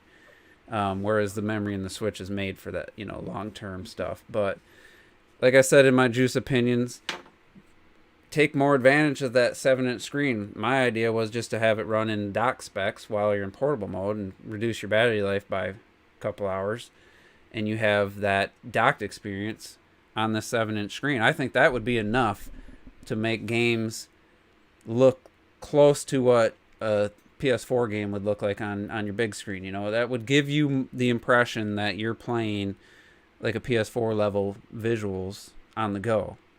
Just that change right there. It was not even a change. They don't have to do anything. They could have taken it further, put some more RAM, had developers added HDR so developers could update their games to take more advantage of it. They didn't do anything like that we know of. You're making the screen bigger. It's still 720p, judging from the new 3DS XL. That's not always a good thing. I mean, the OLED's a big upgrade, but going bigger and keeping the same pixel count, that's the one thing I don't like about the new 3DS XL, because I had the clamshell one that had the small screen. The small screen actually looked better, but it wasn't worth it because the eye tracking alone made the new 3DS worth it. But the actual bigger screen without changing the resolution, and that was a bigger jump. I want to say the original 3DS screen was like four something inches. And then the XL was closer to 6. I don't know the exact numbers. Yeah, it's about. But it actually made the pixels stand out more, and the games didn't actually look as good if you saw them side by side. The original 3DS smaller screen actually looks sharper. So I'm hoping that's not the case, going from a 6.2 to a 7, that it's not going to make things stand out. But one thing it's not going to do, even that, when it went to the bigger screen, it looked worse. Yeah. Yeah, on the bigger That's screen. the point. We're not doing this again. That's the point. It's like a small screen is almost like an illusion. It's almost like an illusion. It's fooling your eyes into thinking something looks sharper. So that's why you have to view things on the same equal footing. It's basic. Like, what are they in science? You got to have what's the control. You have to have a control, and you have to view things either way. But what I'm saying is, I'm a little worried that this, even being an OLED, the bigger screen might actually be a detriment for games like Hellblade and Xenoblade Chronicles 2, which don't look really good and really that good in handheld mode. And it's not going to make it look better because you're actually enlarging the pixels, and it might actually make them look worse. So that's why to me, just having the option for people to forego battery life and run it in docked specs in handheld mode, you would actually have a legit reason to play in portable mode. And then you're talking about the idea you suggested in your juice opinion. Yeah, because like I was just pointing out, making a bigger screen with these low res games isn't going to make it look, it's going to make it look worse because it's going to actually highlight the negatives more. So the games that run at 720 native, like Smash, Breath of the Wild, those will look amazing on the OLED, I have no doubt. But it's the games that dip down to like 360p, 480p, those aren't going to look better on a bigger screen. That's just screen technology. That's just how it works. What you said though, because like if you said like you hope kind of it doesn't sell well, I can always see the guys in the factory be like, oh, the OLED isn't selling well. I guess people don't want upgrades. Let's stop that Switch Pro. Let's make it people won't buy it and stuff, and then like you're getting the Switch Pro. Well, I think that the problem isn't the upgrade; it's the price. Nintendo's just getting a little, in my opinion, this generation they're getting a little greedy. We clocked it, pointed out like the DLC price of Mario Kart 8. 2D platformers on Wii U were $50. Or if you paid $60 for Woolly World, you got an amiibo. If you paid $60 for Twilight Princess HD, you got an amiibo. Otherwise, That's the chain. It has like 20 hours of content. otherwise, Tropical Freeze was $50. Rainbow Curse was $40. You know, and now it's just everything $60. Remakes, ports, smaller tier games, it doesn't matter. They're all $60, and that's why I think the OLED at $350. I just really hope it doesn't do well. I don't think that'll send the message, well, people don't want upgrades. I think that's the message. Nintendo's be like, oh, 350s, that's too far price wise. I want it to be just become more wide known that it's not going to sell mostly because of the Joy-Cons. Because I agree with Terrell and T. Like it's absurd that it has like the old Joy-Cons. I'm thinking that maybe they legit don't want to upgrade them because they have that whole fucking thing going on still, and maybe it's like admitting that if they can make them better, you know. I don't know. Sony and Xbox have been improving their controllers. Not the current gen, but last gen. They put out revisions 4 or 5 times, and each time. Oh, Xbox put out like 20 revisions. No, I'm not. No, they didn't. They put out colors. Joking. They only put out like 3 revisions. Joking. I was gonna ask. But the DualShock did. So, Juice, you think for what it is, you think 350 is too much? Yeah. So, how much do you think it should be? What it is current for what you know about it currently? How much do you think it really should be? $299. And because it's just a Switch with like I said, a bigger screen, the same resolution. It's not automatically going to look better. You got to see it with your own eyes. And it depends on the OLED if they actually is a really good panel and stuff. I don't know. I just don't think 350 is that offensive. Okay. Personally, I mean, it's fine. It's personally. When you can get a PS5 digital, you can get a PS5 digital for $400. You can get a Series S for $300. It's just, to me, I just don't see people shelling out $350. Especially if you're a docked person. That's the other part of it. You're not gaining anything other than an Ethernet port if you play mostly docked. So to me, it's them targeting the day one Switch owners who get 3 hours battery life and like to play in handheld mode still. Like, that's who this to me is for. And it also, like I said in my video, like, you don't put an OLED screen on. It's the best TV technology on the market for like consumer grade. You don't put that on a system and then do nothing else with it. Like, that's a elite high-end screen. You don't put that on your system unless you want it to be a high-end product. But then when you do nothing else to it to take advantage of that, the fuck is that? What are we doing? What are we doing? We're talking about this motherfucker. Zelda every goddamn time. Sick of his shit. Sick of his shit. That's rare, right? Yeah, there. put the current Switch at $250. We already know they made revisions and it's more cost effective since 2019. Have the OLED be the $300 model, and have that be the phase out the old one, and that be the one moving forward. I mean, they made enough. Agreed. Like, the dock looks nice. Hopefully, it doesn't scratch that OLED screen. Like, mine always rubs my screen. Well, the bezel, not the actual screen. Hopefully, that doesn't do that. Gonna get some tempered glass on that bitch right away. And if that could be that, if that's the new Switch, then that's for $300. That's a premium product right there. But like I said, it might actually make some of the games look worse in portable mode. So it's not all good, with that screen. So that's why I was kind of saying, I mean, they could just give us the option. I honestly think a lot of people would opt to reduce battery life to have cleaner looking visuals. Personally, that's how I feel. But well, that's implying I would love to see the percentage of how many people are still playing in handheld versus dock. Because if they're playing more in dock, it won't matter. No, but I would honestly, like I think I said in T Stream, I would probably be enticed to play in portable mode a lot more if they actually took advantage of that 7-inch OLED screen, and I'd be like, man, this looks really good. I'm almost rather prefer playing, you know, especially somebody. Let's say somebody doesn't have an OLED TV to play games on. You're gonna be like, man, this looks so much better in portable mode, like than my TV or my monitor. Like this is the way to play. This is the way to get the best looking. The games look the best on Switch, and I think it would be. So that's my take. Other than that, let's talk about the Switch Pro. Is this mark the end of the Switch Pro for you personally? Do you think, did this tell you this is what all the rumors were pointing towards? This was what people were calling the Switch Pro. This was it. Terrell, do you think that this was the Pro?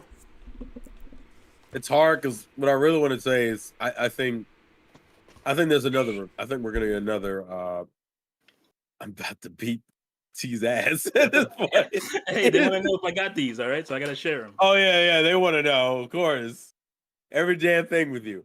All right, so here's my thing. It's not even on topic. Like, what? That's what makes me mad about it. I'm like, well, we're in the chat doing things, okay? And it made me mad because he's over here. He's like, let me turn my camera off real quick. I need to grab my portal real quick. Let me grab a couple things from the backlog. Nah. All right, so here's my thing. I think there's going to be another Switch model. I don't necessarily believe, and that model will probably be the closest thing to a Pro. I know what it is, by the way. It's going to be the Switch Lite OLED. Honestly, I think that's the next step. Really? Mm-hmm. That would be the funniest fucking. They might as well. I'm not gonna lie, it'd be funny as hell. They might as well. I think it'll be closer to. I think it'll go in the. I think it's more in the not necessarily power direction, but I think. Look at this kitty cat. Of course, it's the kids. What's gonna happen? A bunch of cat. Wait for Retro to go get his. About cat distractions. No, listen. I just said. So you know what? So Terrell, should I call you Robert? Was the Switch Pro, the Switch OLED? You're saying no. No. Retro, what do you think? Is the OLED what people were saying? Pro. I can't even say it was this a Switch Pro. There never fucking was a Switch Pro. So no, this wasn't the Switch Pro. It's absolutely not. Maybe at some point somebody heard the OLED thing, and I might give it credit to K. Maybe that person heard something. But no, there never fucking was a Switch Pro. And it's also now not being saved because of a lack of components for Metroid Prime 4. Fuck off. So you said no, but the points you made actually are the points I'm going to make for why that this was the Switch Pro, because people knew about an OLED screen. They knew about another SKU, the data mine, the updates. People knew something was coming, and at some point it just snowballed and the lies started becoming the facts, or, people would add something and then that would become, everyone else would use that, let's say like the 4K, the DLSS. Somebody mentioned that, and every person after that always said that as part of it, like it was always part of it, but it wasn't always part of the initial discussion about a Switch Pro. It was, a lot of people were saying more memory and just overclocked, You're kind of lighting some people up because, like Super Metal Dave, he's only been reporting on these things. He just for fun. He doesn't make this news up. He's just reporting it. So he's been talking about super powerful Switch for years now. So you can't just say it was the latest stuff where people were talking about DLSS and all that, because people were talking about a more powerful Switch since 2017, because the Switch was a piece of shit to them in the beginning, and then they just never wanted to admit it. So it's not just the latest rumors of DLSS and all that stuff. Switch Pro has been a thing for a while, and yes, this is the Switch Pro. It's just not. It's not a Pro. That's all. It's not as powerful as people thought it was going to be. I don't know why people thought it would be this. Because I just didn't see it. I didn't see it happening. I didn't see Nintendo splintering the fan base that way. And making you go out and buy another system if you want, especially after newer games. They hit 80 million sales. Not at this point. At that point, you just go and wait till the next system, And I think that will be the next Switch Pro. That's what people are gonna call it. Nintendo's new Switch. I think it will be another Switch, and I think it will be more powerful. I think it'll have Tegra 2s and all this now, because they're going to be with NVIDIA for a while, according to their, what they were saying. And I think about, there'll be another revision too, not besides a OLED. Yeah, there might be another one. They're gonna keep maybe with some Joy-Cons this time. They're gonna try something late in its life, like the 2DS XL. Or what was that little fucking thing called? Micro. The Game Boy, the Micro and shit. Like Nintendo tries all kinds of shit. I absolutely 100%. This is what everyone was speculating on being a Pro, and that's what Nintendo's been working on, because this thing had been designed, tested, and stuff for at least a year, probably more. So it's not like they just threw this thing together. That's what kills me. People were saying, well, they changed their mind right before E3, and now this gets announced in end of June or early July. What was it? I think it was early July. Yeah, it was last week. There's no way they took out the more powerful chip and have suddenly had this version just ready to go to show hands-on. IGNs and those sites already have hands-on with the thing. It's coming out in October. This thing's been the thing that it was going to be for at least a year, as far as I'm concerned. So nothing changed last minute. Switch OLED exclusive games direct now. Yeah, if you just think for 5 minutes, not even that long, like it just doesn't make sense for them to introduce a significant with power exclusive games at this point in its life. It just doesn't make logical sense. You may really want it. I get it. You might really want that, but it doesn't make logical sense for them to do that. 80 million plus consoles in. By the time the Switch Pro comes out, it'll be over 100 million. So, come on. It just doesn't make logical sense for them to do it. Even Sony and Microsoft didn't do that with their Microsoft's was 4 years. The PS4 Pro was exactly 3 years after the launch of the PS4. They had the Slim at 2.5 years, or just over 2 years, and then the Pro at 3 years. The PS4 was at, I want to say, like 40 something million when the Pro came out, and by the end of that holiday, I think it was early in the year, it was at 40. I don't know the exact breakdown. Then at the end of the year the Pro came out, it was at 60 something, just over 60 million, and then it's done another 72 million since then. So or 50, they could piss on 52 Wii U million. owners because there was only 13 million of us. They didn't give a shit. They could say, "Oh, fuck it, we're cutting this Wii U shit off. We're moving on to the next thing." And even that was the next thing. It wasn't an upgrade to the Wii U. So I feel like we're gonna get a 4K Switch. We're gonna get a 4K Switch once Xbox gets the power of the cloud. Like, that's what it is. Damn. For like Crackdown 4. XCloud though, in which Switch needs to be worried about XCloud. Yeah, I because know people don't think so, but they do. And I even mentioned a while back the remote play for PS5. Yeah, you have to have a PS5 and it's running the game, but if the portability part of it on the other systems can work through streaming, does the Switch become a lot less relevant at that point? What is the main complaint about the Switch? Oh, it's not powerful enough to run third-party games. That's what a lot of people complain about. We're not getting a lot of these third-party games day and date. Well, you know what? There's a lot of portable options out there for your third-party games, and xCloud is coming. It is. Like, I don't care for it, but that's a lot of people who care for that will look at that as a viable solution for them. I already have a nice, phone. I can run my games. I'm telling you, as a teacher, I see it all the time. Kids that come to school, they have their freaking phone, and they'll pull out a PS4 controller or a Xbox controller, and they play like it's anything, So they don't care about consoles the way we grew up caring about consoles. They just don't care. They'll play any way they can play. So that's the future. Yeah, we kind of touched. Retro made a comment there. People are still trying to spin it that, well, this was the model. There was two models. There was potentially, and this was the OLED one was the first one they put out. So the Switch Pro is coming next year, and I'm just like, really? It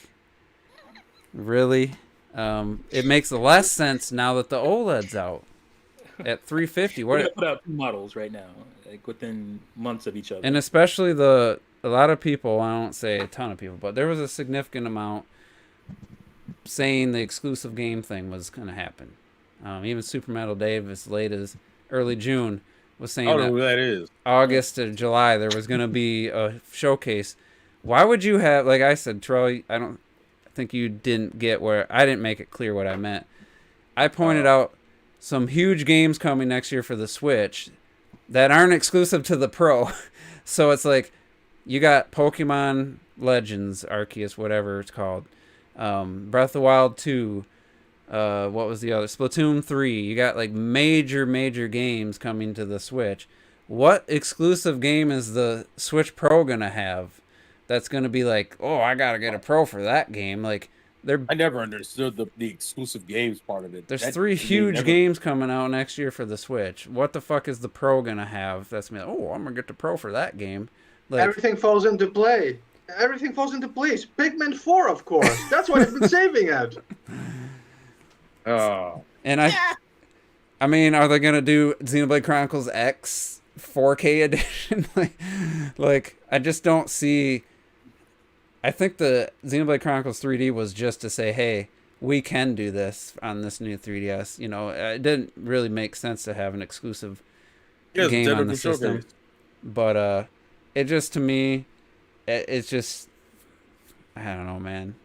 It is what it is. I mean, people follow these guys. They get a lot of video clicks. They get a lot of views. And that's why these videos won't die. That's why the Switch Pro won't die.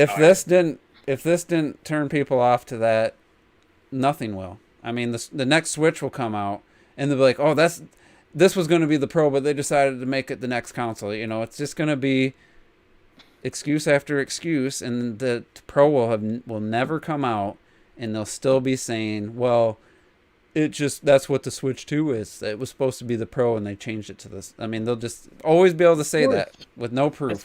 Yeah, and all the people who watch them will just get shit up and move on. They're just. I'm telling you right now, right here and right now. Even after the Switch, the next generation Nintendo console will not do 4K. It's not going to happen. It's not going to do native 4K, that's for sure.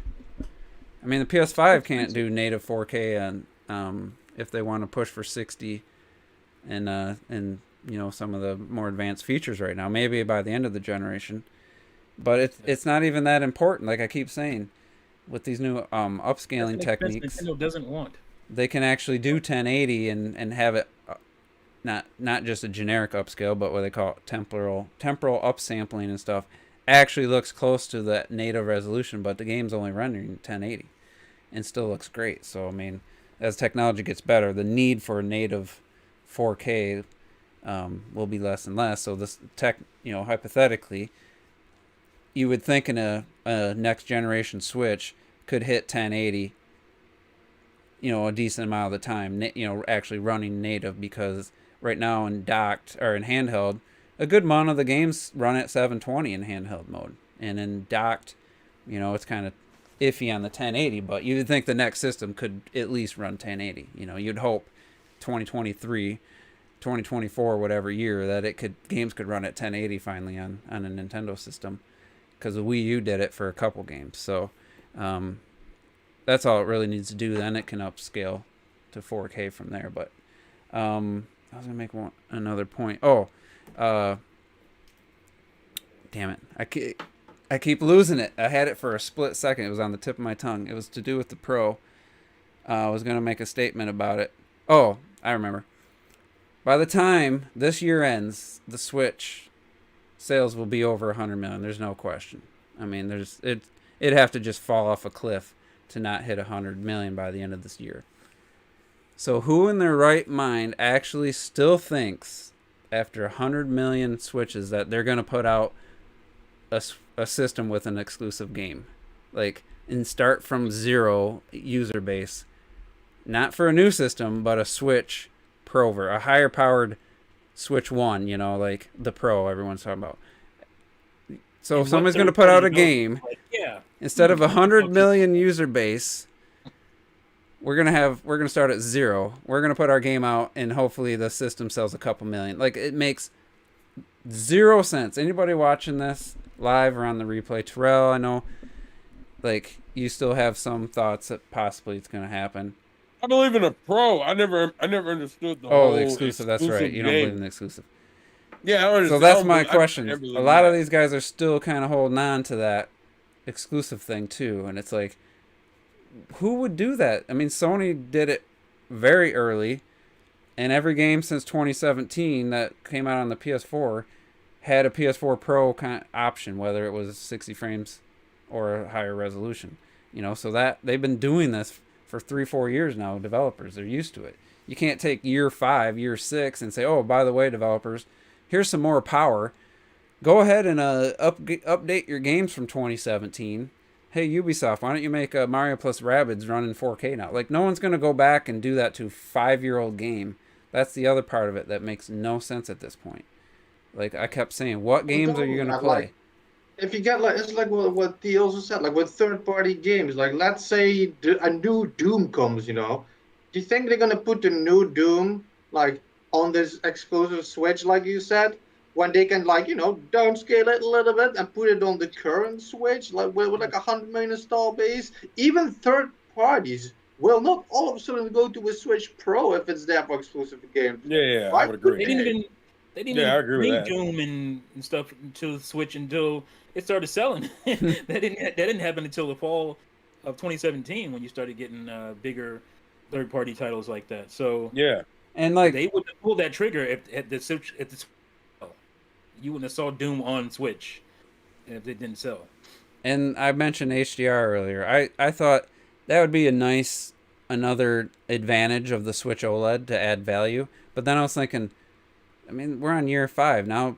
Who's going to go back and update their games? There's a lot of PS4 games they didn't go back and add the HDR Right. to. You actually have to go in and update your game to have an HDR option. And That's the bigger point. Like, that's what I was thinking. Like, okay, it's one thing to say, well, maybe there'll be an exclusive title here and there for the Switch Pro, right? But it's another thing to be like, why do you even give a shit? Like, why would you care in year 5, year 6? so you can go back and replay all your games again just because now they run better or look better. Like, But they're not going to, because they have to update it. You have to go and update that stuff. And what company's going to do that? Like, I don't know why anybody would care as a Switch owner at this point either. And not just, it doesn't make sense. I don't know why you would even care at this point. Yeah, 2018, maybe 2019, I can understand you caring. But after that, it's like, That's why let's just put on the new console at that point. That's why the idea I had of just having the OLED when you lift it off the dock, not downclock, because they don't have to do anything. The game's already programmed to run in dock mode, so then it just runs at its dock resolution. And I don't think there's really any. There's one game that has a frame rate difference. I forget what. Why does he do that? Who cares about a little bit loss of battery? I honestly did some rough math. I think at worst case scenario 4 hours, maybe you could get 5 hours. Like that's a lot of time in portable mode. But yeah, and that's like I said, that's a zero effort, zero cost way to improve and actually make the OLED screen shine even more. Like it just seems. Do you need 9 hours in portable mode? Like, do you really need that? I don't. Are you sitting there for 6, 7, 8 hours playing video games in portable? No, there's no. Terrell, maybe you could answer. I mean, y'all complain. Really Are that long? y'all complain about more time? Is that what I'm hearing? no, I'm saying that the sacrifice of time, once you're over 4 or 5 hours, I don't really think a couple more hours. No, yeah. Makes The sense. longest PlayStation I've had on Switch portably is 5, maybe 6 hours, and that's rare. I've only done that maybe once or twice. I've never done that. And I gotta ask You Laker gotta Link. tunnel afterwards. Laker Link says he's had a Switch day one. He plays 99% docked, and he cannot wait to get the OLED Switch. I'm curious, what is it? Yeah, well, I don't. Why? What are you excited The about? only, and you can buy the dock separately, so you can't. I hope it's not that. Yeah, How much is that dock going to be though? I don't know. Because I think probably gonna be 100, the same way the first one was. it has an LED light. It How much looks is like. how much is No, it the doesn't. dock No. now? People thought that was LED. It's just glare. Oh, really? Yeah, Yeah, it's just glare. I it's mean, glare. an LED light maybe would add $1 That to would the be cool. cost. Because Actually, honestly, how much is the dock current? as silly as this sounds, the way the PS5 LEDs work, it really does accentuate like the system. It looks really cool at night, and then when during the day, it just kind of highlights the design.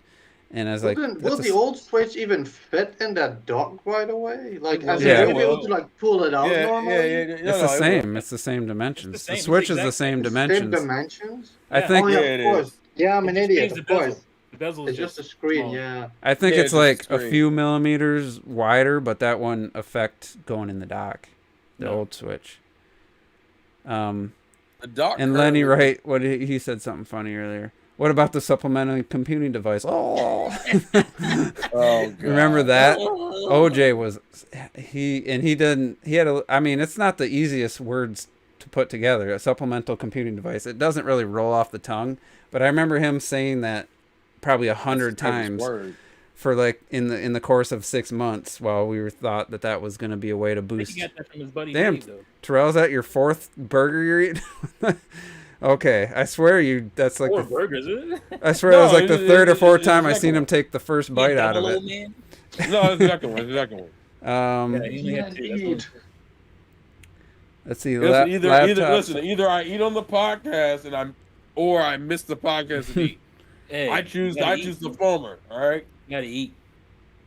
it's dinner time. Damn it! Fuck. That's damn right. So yeah, I mean, it is what it is. I was hoping that this would mark the end of the pro talks, but No, that wouldn't. No, please. And There's then- money to be made. The The money actual, There's money the to be made. Come actual on now. Switch Pro could come out, and you would still have Switch Pro videos. Yeah, coming. you would. yeah. What's the next But- Switch Pro? What would the Switch Right, 2 it- Pro no, look no, like? It's What's just the going to next turn Switch into gonna be? the Switch successor. Looking at the Pro. See, Nick's the type of guy that Nintendo had more of back in the day. He says he rushed out to buy all the new stuff. I'm like, Okay, you're buying it because it's new. You're one of those people. Okay, that's fine.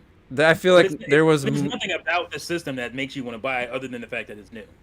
yeah, you so it's probably not- upgrade your iPhone every year or two, don't Right. you, Nick? It wasn't even judging. Yeah, it because was he has an more iPhone. Curious. It was more Hey, curious watch- as to why he would buy it. Honestly, I said with the thing I suggested about having it run in docked specs in portable mode with the OLED screen, to me, I would actually want to play in portable mode more, even with the lack of ergonomics. To me, that would be a nice way to play those games. So I probably would have been on board. If it was $300, I probably would buy it. I mean, my Switch is day one. I don't have any of the major issues a lot of people had. I changed my back plate, but I wasn't having any cracking. I just had the kickstand wouldn't stay shut. It just flinging open all the time. For me, all I needed was Pro Joy-Cons. That's all I needed. Yep. Pro Joy-Cons, and I would have bought the shit. But And it does match. I do have a tendency to buy electronics that are white with black accents. So it would fit with my other two it consoles. looks cool. I like how it looks. And my speakers. I now have. It's a strong maybe in my book right now. But it would That really answers depend on it. how much I could get my Switch, how much I could sell it for, and if somebody would be interested in buying it since I put a different back You can plate. get, bro. I just sold a Broken one. Waterlogged broken- one. I sold a broken one for $117. So you can get $250 probably easily on your current Switch. See, I wanted another Switch because I want to take the current one I have and hack the bitch out of it. That's that. Yeah. So I want to want this thing so I can do that to my current Switch because I don't want to do that with my own Switch. Yeah, you wanna goes keep the wrong. main. I should you wanna be- keep a safe one. I should hack my Right. Wii U In case something too. goes wrong. I should have cracked I my. might still buy it and then sell the Joy-Cons or something, so that it won't be as much. Yeah, and they didn't even add a D-pad. They didn't do anything hey, this They one didn't comes add a with a D-pad D-pad. They did nothing with it. They There's just enough Joy-Cons out there without a D-pad that you can just say fuck it and add a D-pad to this new ones. to me reeks of being tone deaf. Yeah. And it's what would it have cost? It would have been $400 if they did some improvements to the Joy-Cons because the current Joy-Cons are $80. So if you're going to put out Pro Joy-Cons, those are going to be $100 minimum. Yeah. probably more, 120. You know, like it's just crazy, and that's why I said, as much as you know, I'm interested in the OLED technology. I'm a fan of it, but 350. I don't want this thing to sell like 10 million units this year, you know, and be a huge success, because to me that sends the wrong. It'll send a mixed message. It'll have some of the message will be right, like, hey, it's good to do a premium, a better screen, do better quality, but at the same time, I don't agree with the price of it. So I'll wait till it's 300 in 2025. we'll see, though. I've said things before and ended up buying stuff, so we'll see. That's what I'm saying. Like that's why I put myself in the maybe section, because I know I'm full of shit. All right. Yeah, I'm a maybe only because I know I could sell those Joy-Cons and it'll be probably under 2 after I. Yeah, you after I sell could them. easily get probably $70 for Right. unused Right. Joy-Cons. Oh, you know, For brand new white Joy-Cons, like I could trade in Breath of the I Wild. get 2 shits about those Joy-Cons. So Well, I get- the I- white I- ones, they'll know it came off the Pro. You might be able to get Exactly. full $80. I'll tell them it's the Switch OLED That's Joy-Cons. a good I'll put point, that T, in. because I got my Joy-Cons. Actually, I'd probably sell my Switch, so I'd probably keep my Joy-Con with the D-pad, even though it has a Yeah. little bit of an issue with the analog stick. That'd be interesting, because I do like the D-pad way more than the separate buttons. What's wrong with Nintendo being successful? It's when they're successful without earning it. For me, that's how I feel. They Well, don't. you benefiting as a consumer. Yeah, when they're selling games that aren't as up to their for what I feel are up to the Nintendo seal of quality, and the content, you know, the value proposition isn't there, and then the game still sells. To me, that sends the wrong message to a company. Yeah, this is the only generation where Nintendo's success doesn't mean a goddamn thing to me as a gamer. I was when they had the Wii and the DS killing everything out there. I was super happy as a gamer because I was getting fantastic fucking games. You know, I was getting a lot, and I felt the value. This is a different era for Nintendo. They're successful, but as a consumer, as a gamer, what are you getting from it? Yeah, I'm gonna this is gonna be. Damn, it's late. All right. So you want to do that? So let me just throw this There you out go. there. You doing? All right. This year, Nintendo developed games, or whether they worked with a company like Mercury Steam or them internally. What game so far, from what we've seen, gameplay or games that have been released, looks like that's a really high quality game? From the games, like I said, that come out and are coming out, which one stands out to you as like that's the highest quality game this year from Nintendo? I think it's Metroid Dread, personally.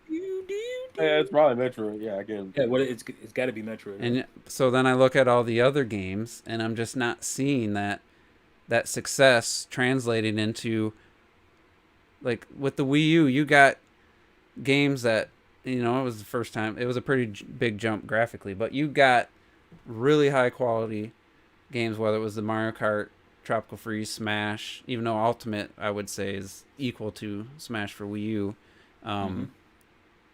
3D World was high quality. I mean, everything for the most part. Yoshi's Woolly World. Really high quality games. And if they were slightly less content, then they sold them for cheaper. For this year, you look at, as much as I like WarioWare, to me that's not like top tier. They're gonna put. It's not really made. Handheld game juice. It is, and it's not like it needs to be. But I'm saying is, where's that? Other than Metroid Dread, where's that other game that's like, yeah, that's a really high quality game that put a lot of effort into. I'm not seeing it, but I'm kind of gives Switch identity. Like, oh, look at that's a Switch game. I honestly think that Mario Party remake is probably the most visually impressive game. Yeah, I would agree. Yeah. But some of the mini games look really fucking good. But Yeah, I mean, visually, Mario Golf looks okay. I don't think anybody's saying, "Wow, this game looks amazing." This is the first Mario Golf in HD, and it looks amazing. Ironically enough, people said that more about Aces. Aces did look good, but Aces was surprising. This is the first Mario Golf game on a home console in how many years? It's definitely the first HD one, and it doesn't feel like. No one's saying, "Oh man, Mario Golf in HD looks amazing. Like, no one said that. Advance Wars, you might like the art style, but that ain't doing anything crazy. I'm not talking just graphics. I'm just talking about like.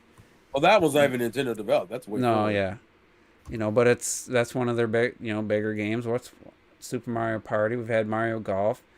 Bowser's Fury looks really good and stuff. But that's a small game attached to a port. Visually, that game didn't look good. But it's like, since Luigi's Mansion, Animal Crossing, I'd say it was Luigi's Mansion in 2018, Animal Crossing last year. Paper Mario definitely looked really good, and it looked like a higher quality effort, not just higher quality visuals. Yeah, Paper Mario was doesn't look like they cut a bunch of corners. Basically, what I'm saying. I feel like it's Paper Mario that a lot of fans want it. They want the RPG to return. Yeah, because like I personally like the puzzle aspect because I like puzzles. I think it's really smart how they did that. But yeah, but with Paper Mario, I think I said the same thing to Clocked a while back. People will never be happy with Paper Mario anyway until Super Mario RPG 2 comes out.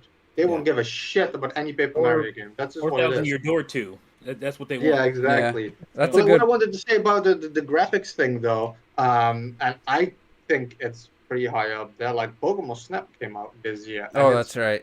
Gorgeous. That's and content-wise, it's ridiculous. Yeah, that's a high quality looking game. Big demanding game now, is it?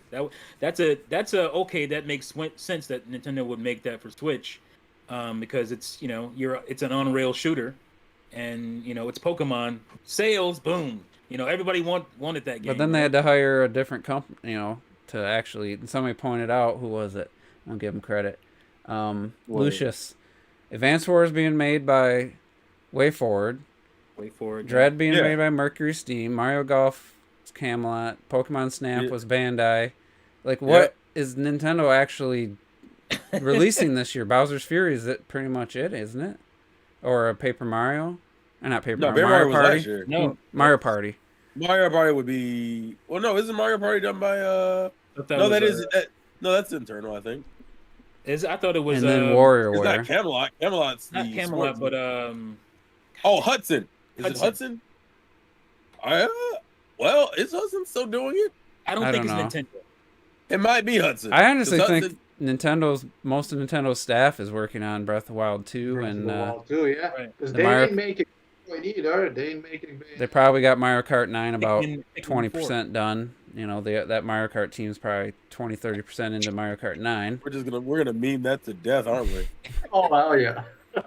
So anyway, it's just something to think about. Not every game has to be like this top tier AAA effort, but at the same time, what is this year what is that game? So, I think Pokemon Snap's up there though, as far as like the quality of it.